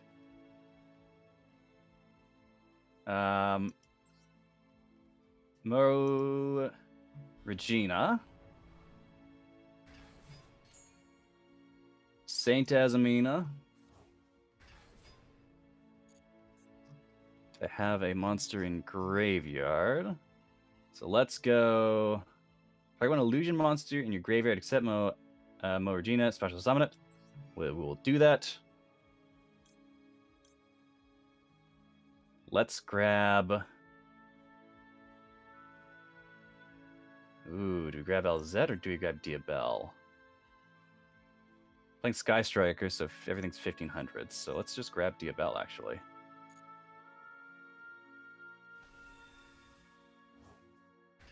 That's 96 on field.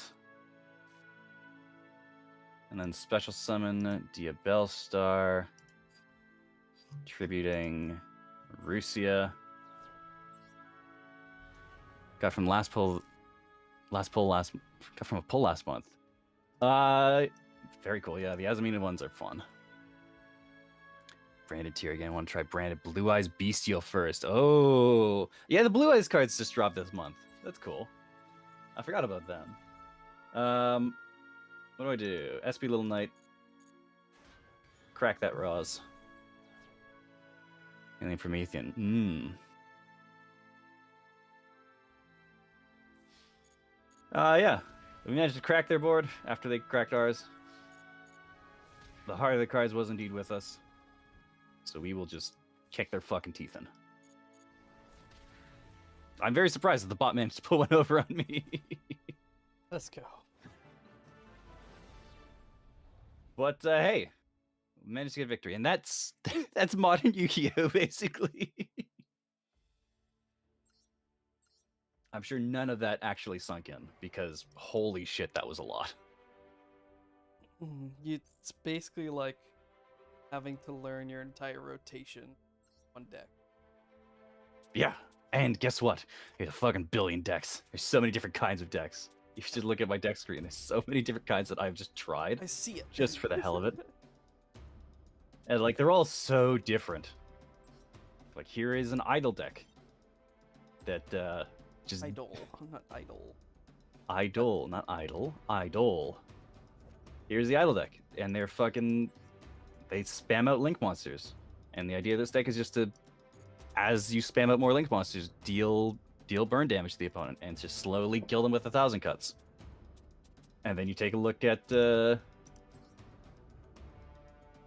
and here's the Ancient Gear deck, whose goal is to summon out one big fucking robot and punch him in the face 7 times. Into meta. FTK with a cave, not my least favorite. Yeah. Oops, I didn't mean to do that. Scar changes.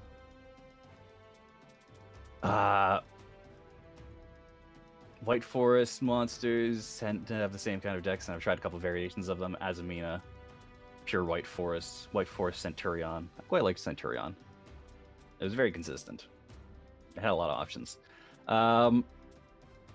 There's pendulum decks, which are real fucking hard because there's very little like 1-card combos for them. There's Galaxy Eyes, which just punches someone for 1 billion damage. There's Dragon Maid, which lets you grind down these nuts and bolts. Yeah, that's a good one. These nuts and bolts. I'm changing that. Edit deck. That's such a better title. These nuts and bolts.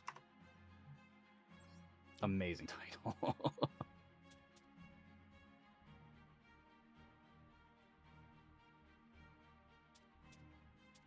Labyrinth deck, which is a favorite of mine, which is all trap cards. Or mostly trap cards. Labyrinth is a great time. There's gimmick combo decks like the Arcana Force, the World deck, which if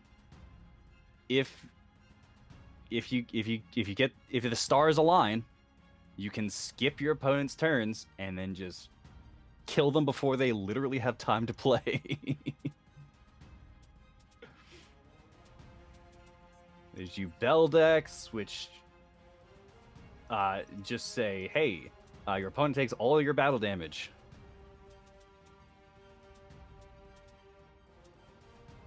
There's Tenpai decks, which is just, if these go second, hey, play all of the Mahjong dragons. And then your opponent's life points suddenly become 0. Oh boy. Gimmick is so underrated. Gimmick Puppet or just Gimmick decks? Gimmick Puppet? Yeah. I got a whole bunch of gimmick cards while I was trying to roll for the what's-its. Well, I was trying to roll for my Trickstar deck. I got a ton of gimmick cards, but I was just so not interested in gimmick at the same time. Yubel Yandere? Yes. Yubel, my favorite character from GX. Such a it's so much fun. I've watched all of the anime up to the first like 10-20 episodes of Zexel is what I'm on now. It was such a good time. 5D's anime is amazing. and then there's just to cap it off. There's this despicable fucking deck, which is nothing but hand traps. It is nothing but counter spells, and god damn it, I got my fucking teeth kicked in by this deck. I hate it so much. It's just so good for no fucking reason. I hope someone finds a way. I really hope someone finds a way to pretty consistently beat this deck, because man oh man, I don't understand how to combat this. Oh, but yeah, that was a quick look at modern Yu-Gi-Oh. Modern Yu-Gi-Oh versus the old school stuff. The old school stuff still a lot of fun. I am going to have a good time just dicking around in the year 9 when it came out, so 2006, 2007 era. Yeah, thereabouts. I'm gonna have a lot of fun just messing around in the old school early days collection that just released. Turn Duelist Soul, just playing with all the old cards and nothing but the old cards. Great time. Dungeon Dice Monsters, I'll give another crack at it, because man, now that I'm not a child and understand how game mechanics work, we'll see how far that is. I wonder how crazy it gets in the late game when you have like, I don't know, more Oh yeah, if you just have a whole team that's nothing but like Mammoth Graveyard that just buffs other Mammoth Graveyards, just dumb shit like that. Oh, yeah, I probably have to look up like interesting Dungeon Dice Monsters builds on top of like figuring out how the actual physical game works. But yeah, I think we're approaching about time for this for this stream. Yeah, this is fun. Thanks for hanging out and letting me gush about Yu-Gi-Oh, Noah. Yeah, I've just been and I'm a Kobolds. Yeah. Checking out it's a lot. It is a lot, yeah. It is a lot, and especially modern Yu-Gi-Oh it is a different game. It is Yu-Gi-Oh 2 to the old school Yu-Gi-Oh 1. It's very much a completely different ballpark that just has the same bones, but man oh man.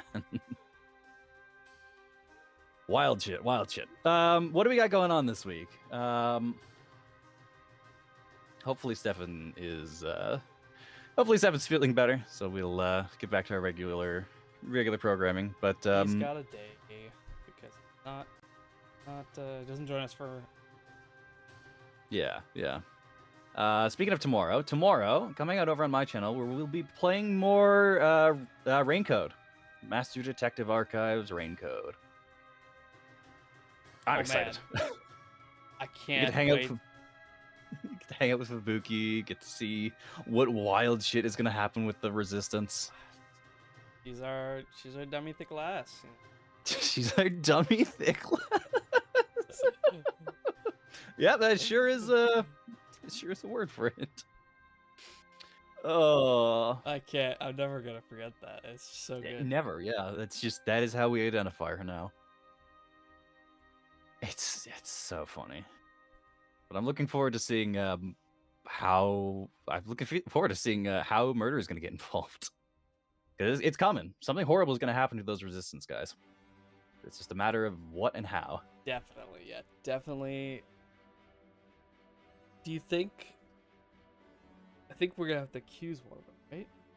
Or do you think they're all going to go down? Yeah. There's got to be a mole or something that we're going to have to find out.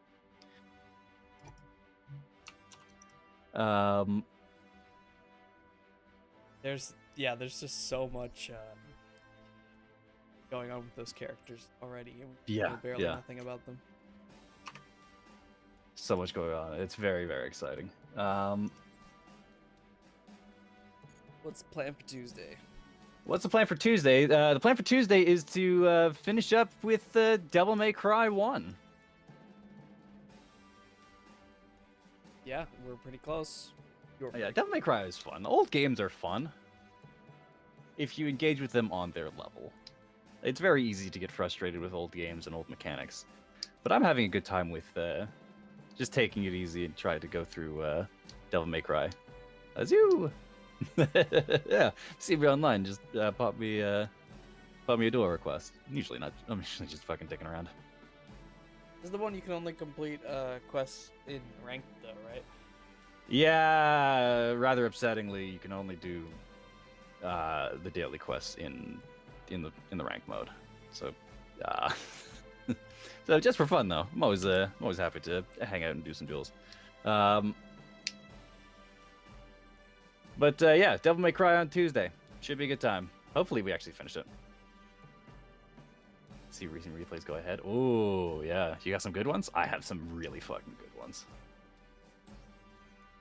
On Wednesday, if Bard's feeling up to it, head on over to 11 Bard over on YouTube, and come hang out as we play through Yakuza 3.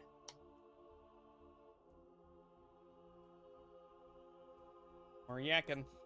More yakking. Yakuza is so much fun. The Yakuza games are so cool. We started playing them. Yeah, started playing them before we got back into streaming. But those being options for stream games, it's pretty cool. Peak May Cry 2 incoming. Just a preview, just a quick look. Wes's first Yakuza stream is going to be how fast can we get to Mahjong? Mahjong's So the answer 80%. is, yeah, about 3 hours, about 2 hours, I'd say.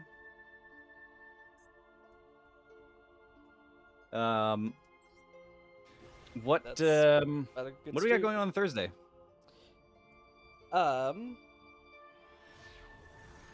Well, as long as I have at least one wizard friend around, I will do Hogwarts likely. But I am also trying to finish up Kobolds. And I have a week and a half, I think. So Okay. not a big deal if can't. Hopefully once I am finished Kobolds, then, or at least this part of it, animations and things, then I have some more free time. Yeah.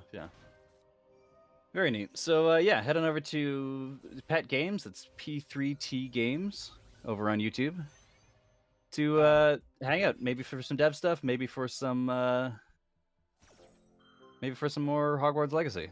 We will also be pushing out a Wildlands. Oh yes, go check out the game that Noah's working on. Is it out? Is it released, or is it just a demo update? Demo update, yeah. Demo update. So hey, it's free. Go check it out. There's a lot of content for a demo. A lot of content for a demo. Oh. Really reeling in the wish lists. It's good. We've hit like 12K, I think. Okay. And then Friday, hopefully everyone's around to play Halo, or yeah. Hopefully everyone's around. We'll see what's up on Friday. Maybe the plan for more start ODST, but I guess it's dependent on who we've got hanging out, I guess. And then come back here next week on Sunday to check out In Stars and Time. I'm gonna keep going for that. That's a cool game. I'm enjoying playing that. Do you have Discord? I should set up a Discord. I should set up a separate Discord just to hang out with just randos I find on stream. Getting to the point, people asking.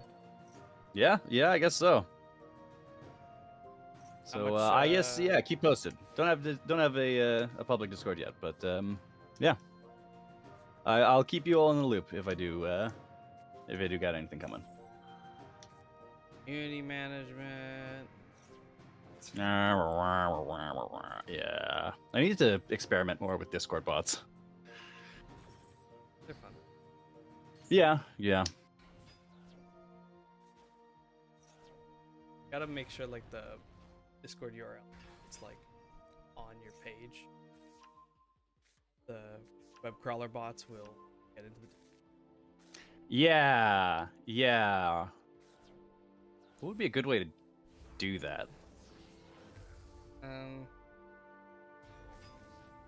Probably have to post it in chat in live chat,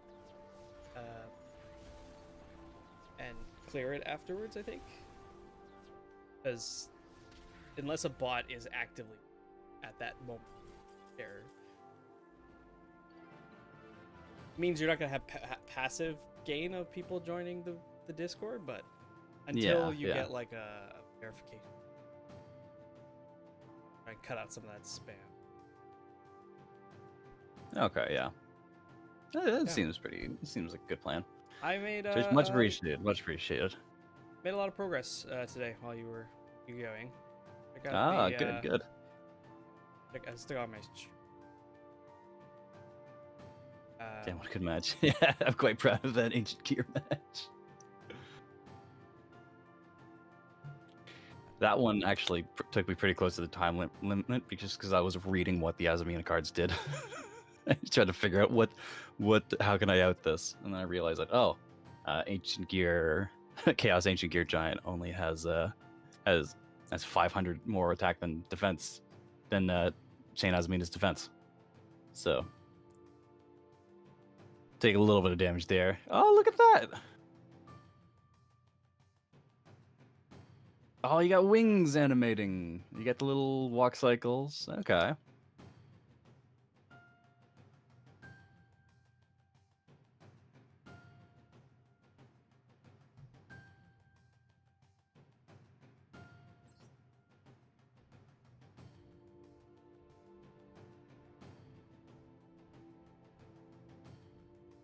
Okay, anyway, yeah. So, putting together a little environment. Thanks for hanging out. Yeah, that'll be all for today. Thanks for hanging out. Thanks for enjoying some more Yu-Gi-Oh with me. I might do some more Yu-Gi-Oh streams in the future if no one's around, or if I'm feeling like streaming on a Saturday for a little bit more of an extended stream, because usually I'm only go for about 2 hours, more if it's like Raincoat or other story games. More if you have me. yeah. Stefan will have a bedtime. Which, probably shouldn't be, staying up late doing shit either, but whatever.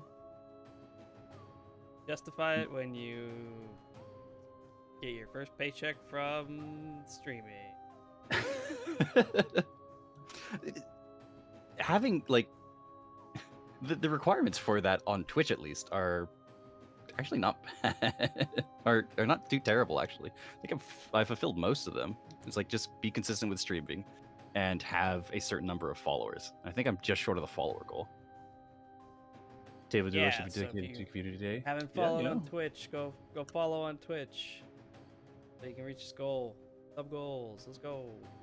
Yeah. If you have people who want to play some Yu-Gi-Oh, I do tune in sometime. Let me know, and we can organize a sit-down duel day.